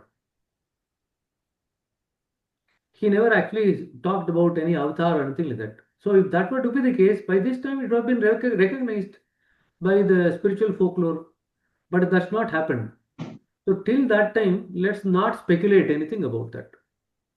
Now, if you ask a different kind of a question, is it possible that the avatars can be born in other parts of the earth? Quite possible. But have they been born? Have they been documented as such? Not yet. Okay. They're all considered, even among the Christians and the Muslims, they consider many people as Messiah. They don't consider them as avatars of God. They consider them as Messiah. Messiah means messengers of God. That's all. They are not considered as avatars. Neither Moses, nor Jesus, nor our Muslim prophet Muhammad. None of them are Abraham. None of them are actually considered as avatars of God. They're all considered as messengers of God, Messiah of God. Just remember that. There's a huge difference. And even now, they keep talking about that they are waiting for the next Messiah to come to save humanity. That's what they keep talking about. So there's no mention about the concept of avatars at all in their books or religious texts. So from a point of view of possibility, yes, possible. But from the point of actuality, not yet. Because these are the highly spiritually evolved people that we can think of from the Western sphere. You can take Moses, you can take Abraham, you can take Jesus, you can take Muhammad. These are the four people that we commonly read and hear about. But none of them are in any context mentioned about them being avatars of God. They are only talked about as messengers of God. Okay? Okay. Okay. Satyan? Sir, Namaste, sir. Here. Sir, avatars like Krishna and Rama has come from Mahamaya. And what about our Babuji? It is said that he has come from Bhuma. Yes, sir, if I am right. And Bhuma is the central point. Correct. Okay, sir. And do he have more powers than Rama and Krishna, sir? Babuji? Anyway, I'll just give you one or two sentences from the 44 Whispers. Anjaneya comes for training under Babuji, Hanuman. Wow. And Babuji, he says to Babuji that Rama does not exist now. He is no longer in existence. Okay. Second thing, Babuji has come from the central point and he is evolved to the center in such a way that he is aligned to the center as closely as a human being can, to that extent. So he is one of the rare exceptions. What is Babuji then called? He is called as a special personality. Then the next question comes, what is the relationship between the special personalities and avatars? A special personality is one who is actually born from near the center. Avatars are born from the region of the Mahamaya. Messiahs are born from way down, lower down. Not even from the region of the Mahamaya, but beyond that or below that. That's where the messengers of God actually come from. So these are three clear differentiations. Now, there is some discussion in the 44 Whispers in terms of the relationship between the special personality versus the avatars. In some respect, special personalities are said to be more powerful than the avatars.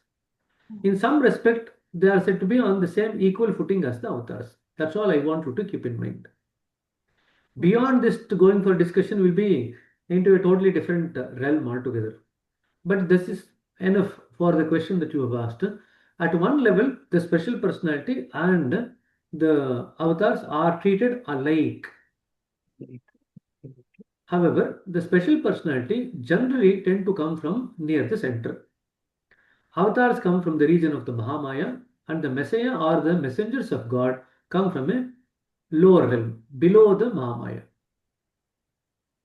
I think this much is enough. Okay. And since you are going to Krishna Janmashtami, Krishna merges into Babuji, not the other way around. Krishna merges into Babuji. Oh, nice. Krishna merges into Babuji. Okay, just remember that Krishna merges into Babuji along with all his powers. Thank you, sir. It Thank takes you very 14 years for that merger to be digested by Babuji in his human frame. much. It takes 14 years to digest it. Okay. Thank you, sir. I think that Thank you. probably would be enough for the time being. Okay, sir. Okay. Something more about this we can discuss after you people have cleared the exams and come back as preceptors. Okay. Thank you, sir. No problem. Thank you. Arun Kumar? Brother. Go ahead. Brother, my doubt is related to powers or divinity. Negative and positive powers are already there in our universe, whatever it was a nature creation, right? In divine and undivine energy difference, I want. And why does undivine energy used for wrong works? To digest. In negative energy is also part of nature power, right?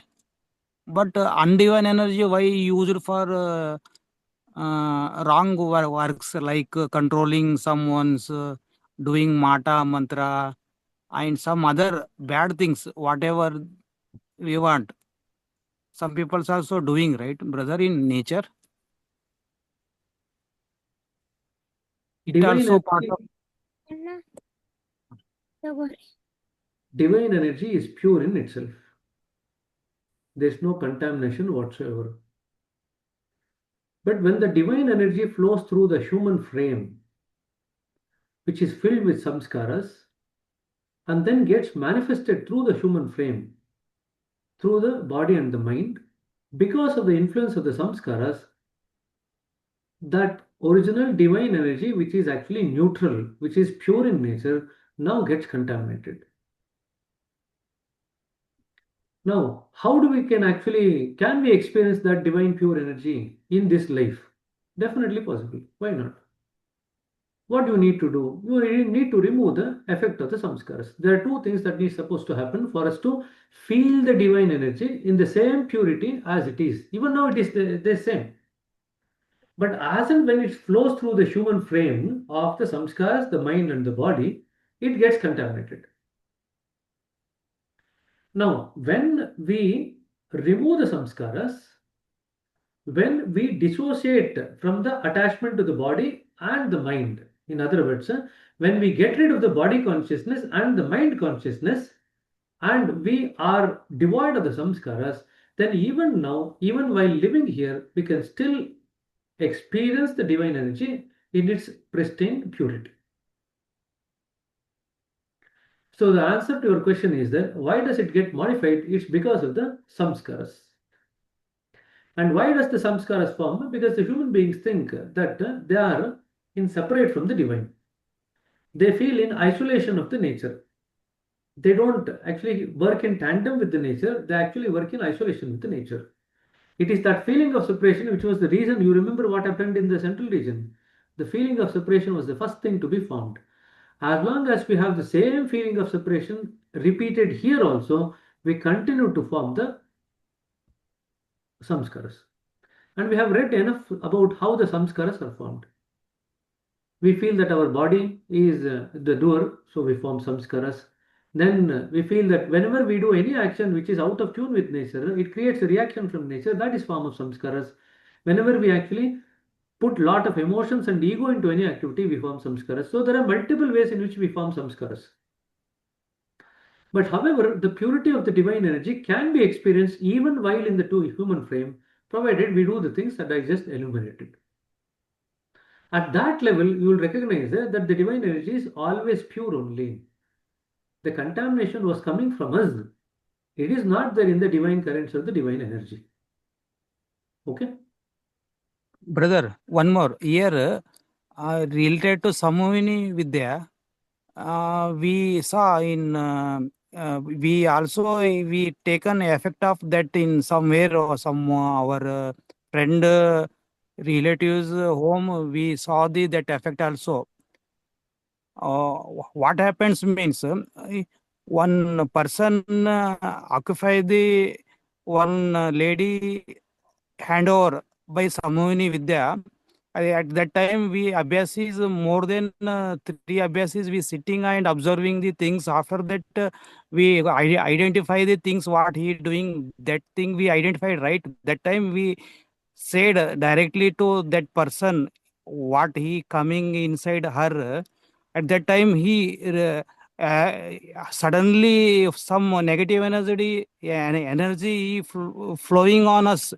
At that time, we automatically shocked. How much deeply he observed our soul condition means we completely neutralized. Even we not able to talk. That kind of effect, how can it affects on us, brother? Suddenly, what reason he affects that much? You are not talking about the divine energy from the where the purity or the pristine way it works. You are now talking about a way low realm of energy, how it works. You are talking about where the mind is put into a stupefied state, a suspended or dormant state. And that is a very lower Vidya that can come about. And that explanation is given by Babuji in the complete works also about the difference between Pranahuti and the Samohani Vidya or the hypnosis. There are various things, radiation, all these things we discussed in the previous classes. So don't get impacted by any of those things, whatever you might see or you might experience. That's a totally different thing altogether. It is the lower manifestation of the divine energy after it has got contaminated by the samskaras and the mind of the human being. That's all that I can say at present. You might be talking about one specific experience that you might have got, but that's nothing to do with spirituality. So just remember that. Okay? Okay, brother. Thank you. Manoj?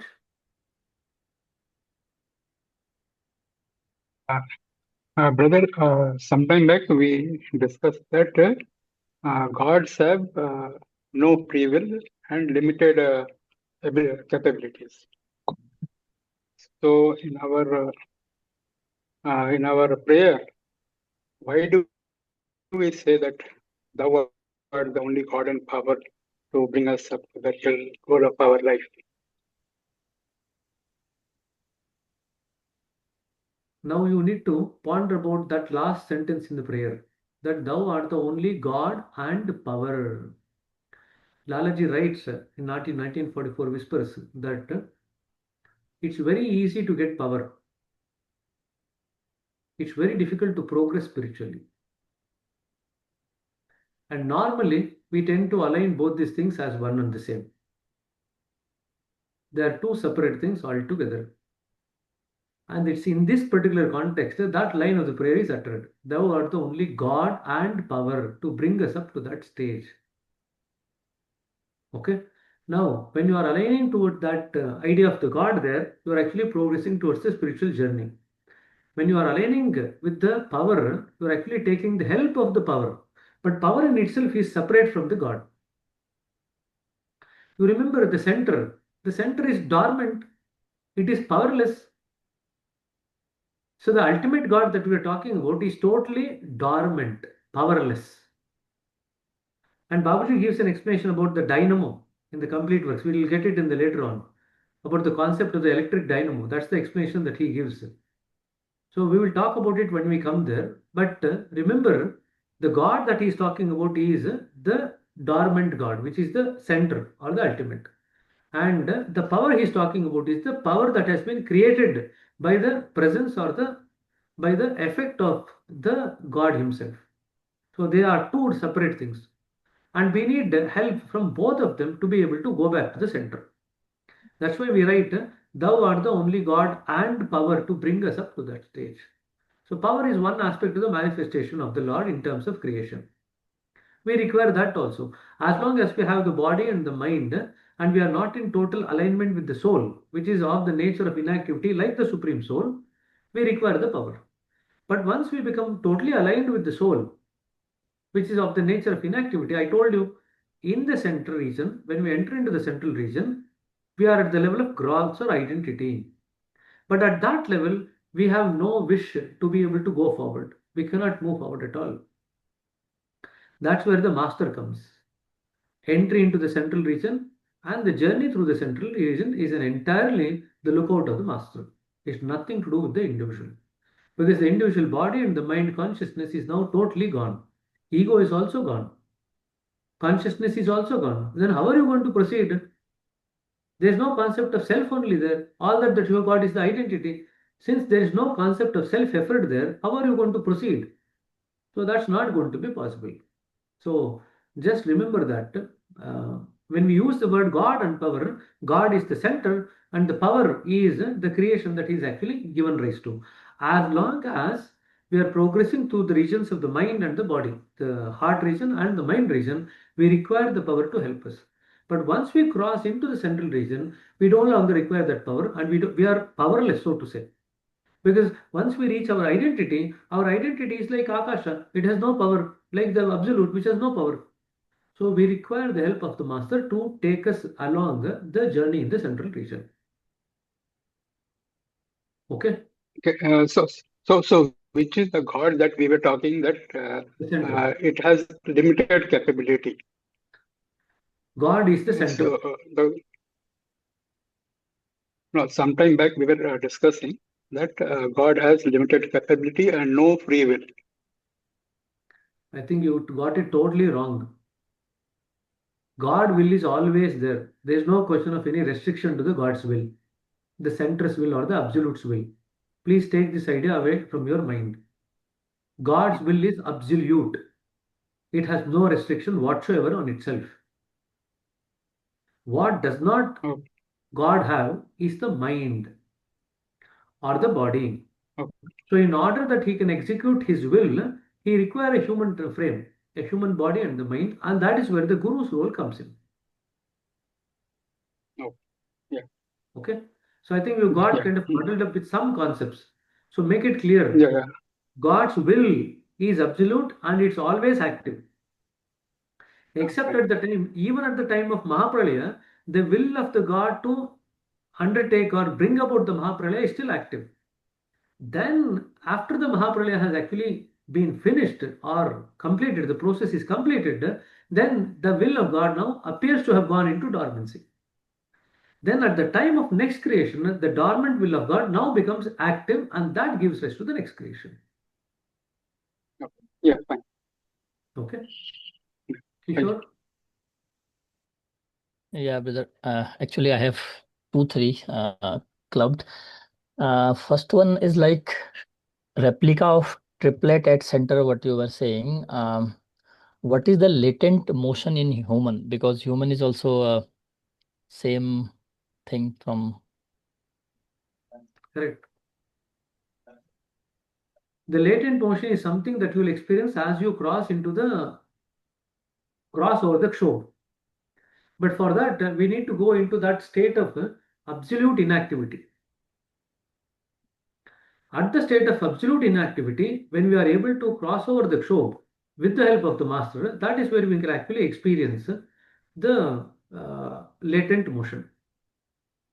In fact, Babaji writes in the complete works in the efficacy of Raja Yoga that the invisible motion there is manifest as the visible motion of the heartbeat. The invisible motion which is there in the center is actually visible in the human frame as the visible motion of the heart. So that is an answer to your question. I'm just quoting Babaji from the complete works only. When we cover that efficacy of Raja Yoga, we will discuss this particular point. What is that invisible motion? How does it actually manifest in human being? In human being, it manifests as the visible motion of the heart. Okay, thank you. The second thing, like, so for center, you already shared many times, like PCMB, perfect calmness and moderation balance. In reality at dawn, in ways and means, there is at one point Babuji says it's super active center or zero. So at the same time it is zero or nothing, and he's saying super active. So does it means like every activity originates from there, like it's in dormant state? He's saying why he's saying super active center? Because it creates the possibility of action. It is not active in itself. By its presence, it creates the possibility of action. That's why you call it as superactive center. That's all. Okay, thank you. And last one is like in the starting when you were saying about heart and need to take care of the physical body. When Anand brother had one question, like if someone is liberated, then no need of heart physical, like, so you said like post liberation journey is progress is automatic. Did I get it correct, or no? As long as you are in the human frame, the journeys are not automatic. You still have to strive for your journey. You still have to do the spiritual practices. Even after liberation, you continue to move to the other points, higher points. So it is not automatic. But suppose somebody has got liberation and they shed the body, then the journey is automatic. It is taken care of by nature. Okay, thank you. Okay. But if they still have the body, there is always still the chance of going up and down. And that is what we call as flexibility of the consciousness. And we also spoke about it in one of the previous sessions where we discussed about whether it's possible for a human being to fall. And I had asked this question, when is it that human being cannot fall? Only when you are in alignment with the center, from there you cannot fall. But any other realm, you can still fall. So as long as the body is there, there is a possibility of going to higher points. But there is also the possibility that we might come down. Both are there. Yeah. Okay. And sorry, for the from the center, like when we are saying we cannot fall, but we see, like, just I'm quoting as example, like Babuji also had his will, which was Granthi, what you were showing in the session today. Like Lalaji said, like you are though in center initially, like later he was aligned to it, but initially he was not aligned. So that resulted into Granthis, or people also fall from central region. So That is not fall. Fall is a totally different thing. So don't confuse with what I told earlier on with the fall. That is not a fall. It is just that some tendencies that we have had as a human being, we might still be able to have the remnants of that even when we have aligned to the center. That's all. That's nothing to do with the fall. okay. Okay. So Veena, sister. Brother, when we are going through sadhana, like refining ourselves, we come across physical body experiences, changing experiences, which was not felt earlier or not experienced earlier. Like we may go through different feelings. Is there is any significance for such experiences, or do we need to be aware of those um, on a day-to-day basis, or how do we take it? Experiences gives you an indication regarding what is happening inside. And we spoke about those three things, no? That you have, whenever we meditate, we actually experience certain things of the work occurring on the consciousness, certain things occurring on the samskaras, and certain general things. So when I presented to some other group, they said, like you have given the, what you say, the acronym for the work on the consciousness, which is CMC SLV. You remember that we spoke about it in one of the sessions. They wanted an acronym for the work on the samskaras also. So we just came up with the acronym Sprite. You know, people drink Sprite, no? Yes, So you can remember that Sprite. It's much easier to remember. Okay. yes. So So do we become observant about that? The feelings generated could be anything, sometimes fear also. remember one thing. The feelings are there in dvandvas, in all the points. So it is not necessary that you have to feel only the positive feelings, so to say. So you can feel the negative feelings also sometimes. You might feel sad, you might feel angry, you might feel anxious. That's quite possible. But that's a passing phase. That's why we have to note down all the kinds of feelings that we get during the course of our journey through meditation. Now, people have this weird notion that just because we meditate, everything will be positive. It doesn't occur like that. Even when you are meditating, the samskaras that we have from the past can give rise to various other feelings also. So it's important to remember that we will have a mixture of these feelings as we go through the journey. And our job is to make note of those feelings that we are passing through and also look at the broader ways in which we are changing when we progress through meditation. Okay? Yes, For that, you require awareness. Without awareness, you will not be able to notice all these things. It's only near the center that we don't require awareness. We become totally unaware. Till that stage, we require awareness. Awareness is your best friend. Remember that. Without awareness and self-reflection and looking at our version at different time frames, we will not be able to make out what exactly is happening. Many of the abhyasis are just content to look at what is the feeling that they get at the end of the meditation. That is insufficient evidence as far as the work of the meditation is concerned. Of course, it's one component of the evidence, but that's insufficient. You need to look at the broader spectrum, the broader time frame. and broader perspective also. So in one of the things we had mentioned about 8 or 9 things about which our perspective keep changing as we grow, till we reach that stage beyond which we cannot go. Yes, sir. So just remember that. Okay, Lavanya. Brothers, you were mentioning as we become subtler, our willpower becomes stronger. Um, but is willpower not ego? No, when we become subtler, the ego is refined actually. So it's nothing to do with the hardening of the ego or the strengthening of the ego. It is the refinement of the ego that actually makes us more subtler. Okay. Okay, thank you. Sai Kirti. Yeah, brother, I have a doubt related to this Mahamaya sphere where the authors have come from. And we also see the 23 concentric circles, right, towards the center. Circles of Maya, circles of mind, and then circles of splendor. Is that sphere somewhere coming in that place, or is it towards somewhere near the center, the Mahamaya sphere, where the authors do come from? I just read something. And there is also one line which is mentioned that Sant Kabir has reached till 16th point.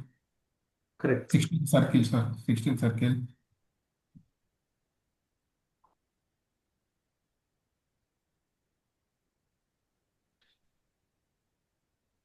See, Mahamaya is a region where there is still full of activity.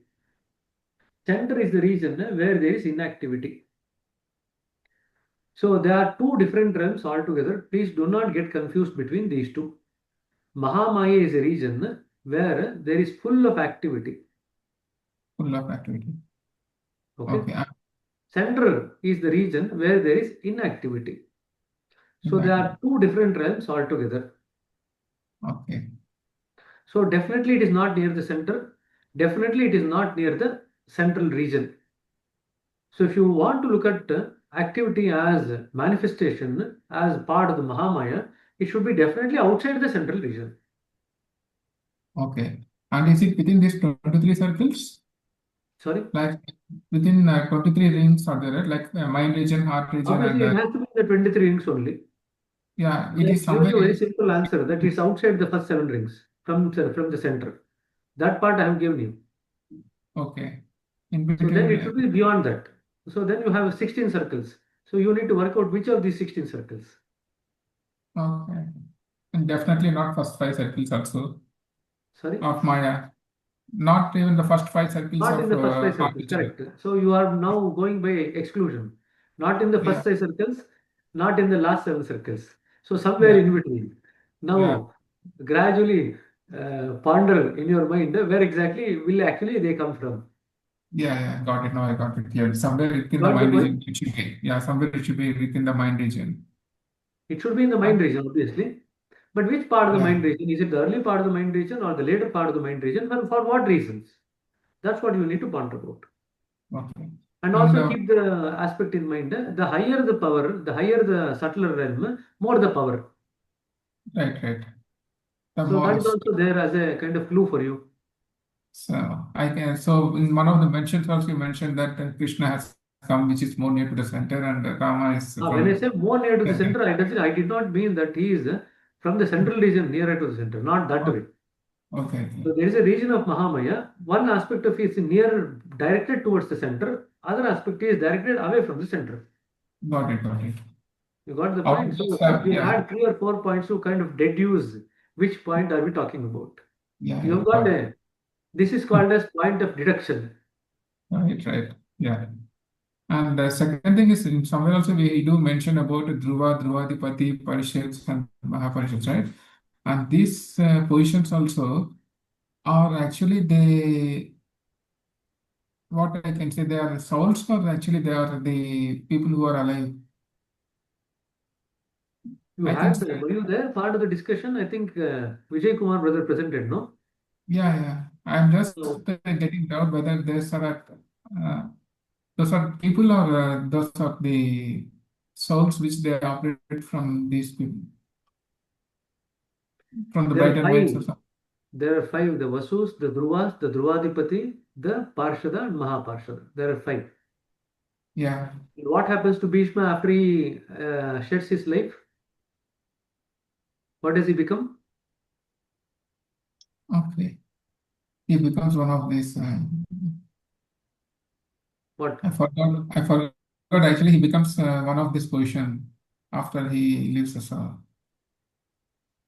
That is too general answer. Anybody else wants to guess? One of the Ashtavasus. He becomes one of the Vasus. Vasus, okay.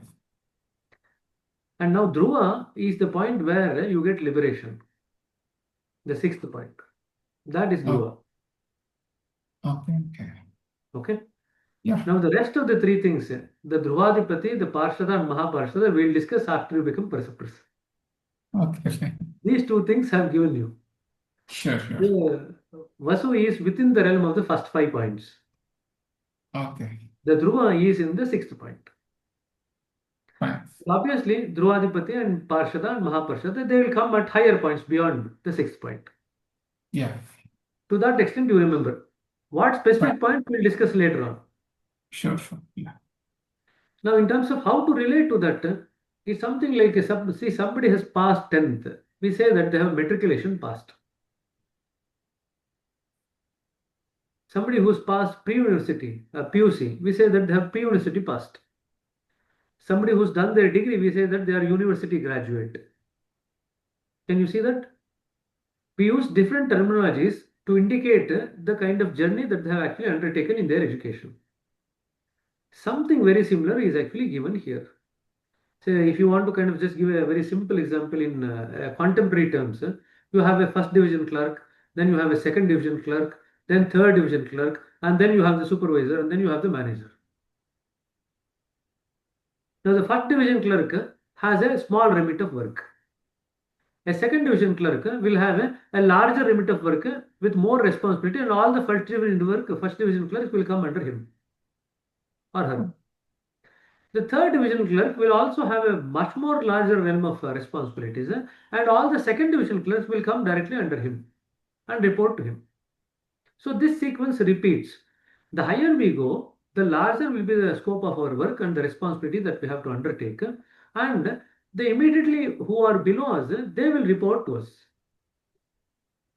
Like in a pyramid, as we go higher and higher, the number of positions in a company actually comes down. You might have n number of first division clerks, but you cannot have n number of managers. It's like a pyramid structure, no? Every company has a pyramid structure.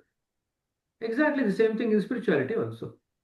At any one point of time, only one person can be a Mahaparshada. There can be no two people occupying the same Mahaparshada position. There can be n number of Vasus, there can be n number of Dhruvas, Dhruvadipati, Parshada, they can be more in number, but Mahaparshada is always occupied by only one person. Just remember that it's like a pyramid structure. Yeah. Okay. Now these are all the terminologies that we used after a person has actually passed on beyond a spiritual point, and beyond which they actually have many other people under them working for them in order to fulfill the purpose that they are actually established at. So just keep that in mind. They are given certain responsibilities by nature and they are supposed to do certain work for the nature in the spiritual realm. That's it. That is the reason why they are actually called in that particular names. Dhruva, Dhruvadipati, all those things. They are there to uphold the functioning of the nature. They become part of the machinery of the nature. Okay. Okay. Thanks, Pat. Soumya Raj. Namaste, brother. My question is, what is the difference between Maya and Mahamaya? Maya is lower, Mahamaya is higher. That's all. The same terminology is used Shiva and Mahashiva, Devi and Mahadevi. Same terminology is used when you refer to Kavya and Mahakavya, Brahmana and Mahabrahmana. These are all the terminologies that are used. When we add the word Maha to any word, it just means something higher, something more subtler. That's all it means. Okay, thank you. So there are many different contexts in which we use the word Maha. So Kavya and Mahakavya. We don't look at everything as the Mahakavya. We only look at Ramayana and Mahabharata as Mahakavyas.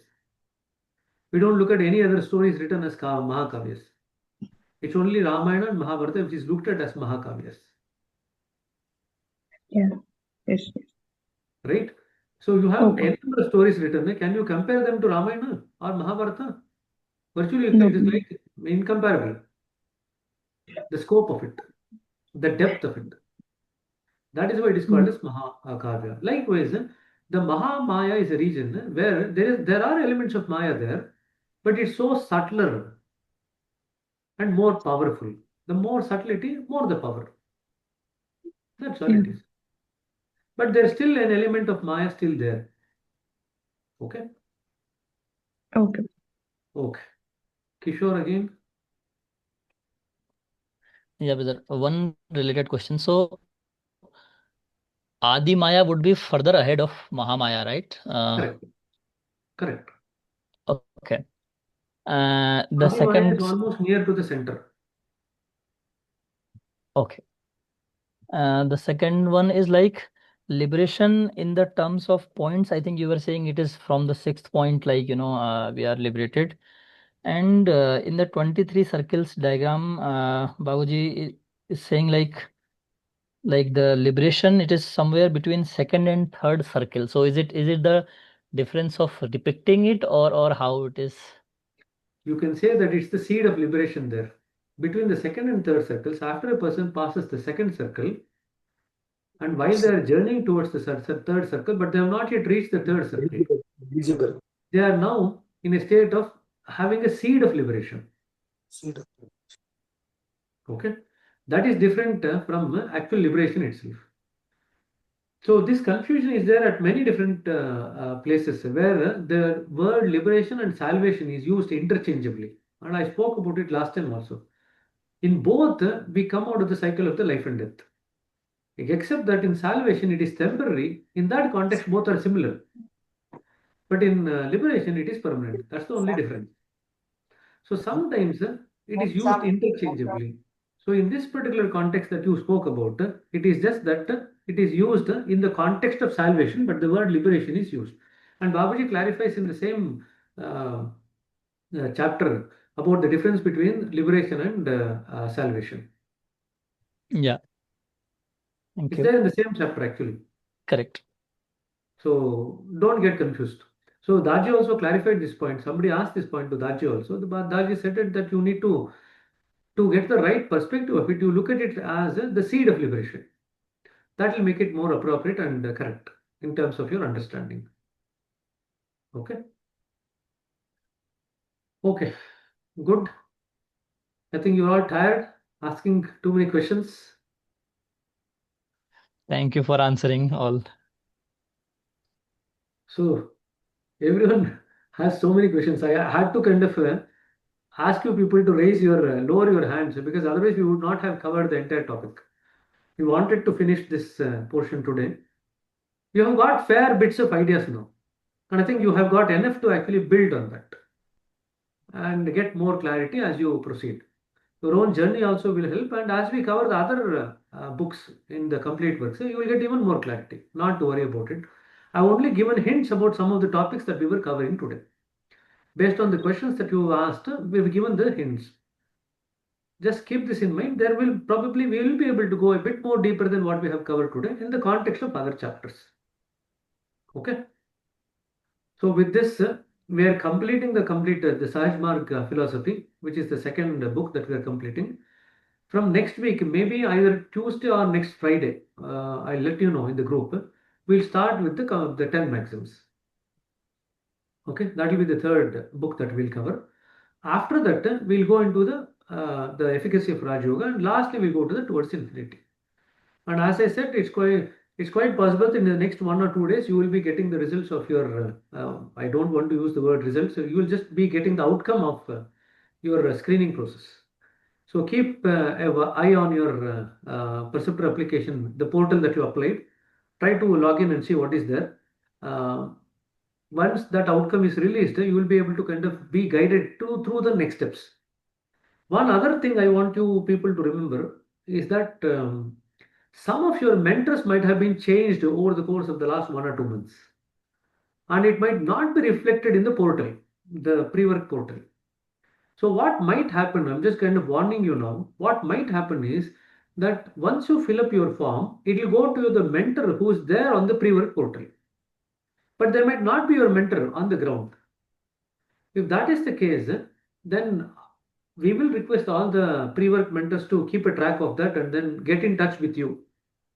Then what you need to do is give the contact of your current pre-work mentor to this pre-work mentor whom the email has gone.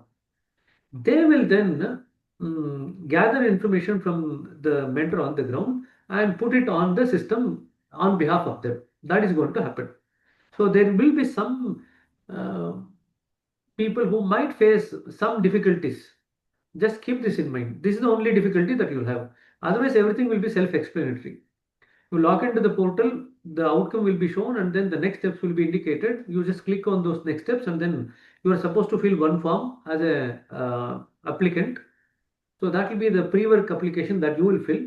And once you have done your bit, then it will open to the pre-work mentor. They have to do their bit. After that, you will be shifted to the PCMS, where the modules will start.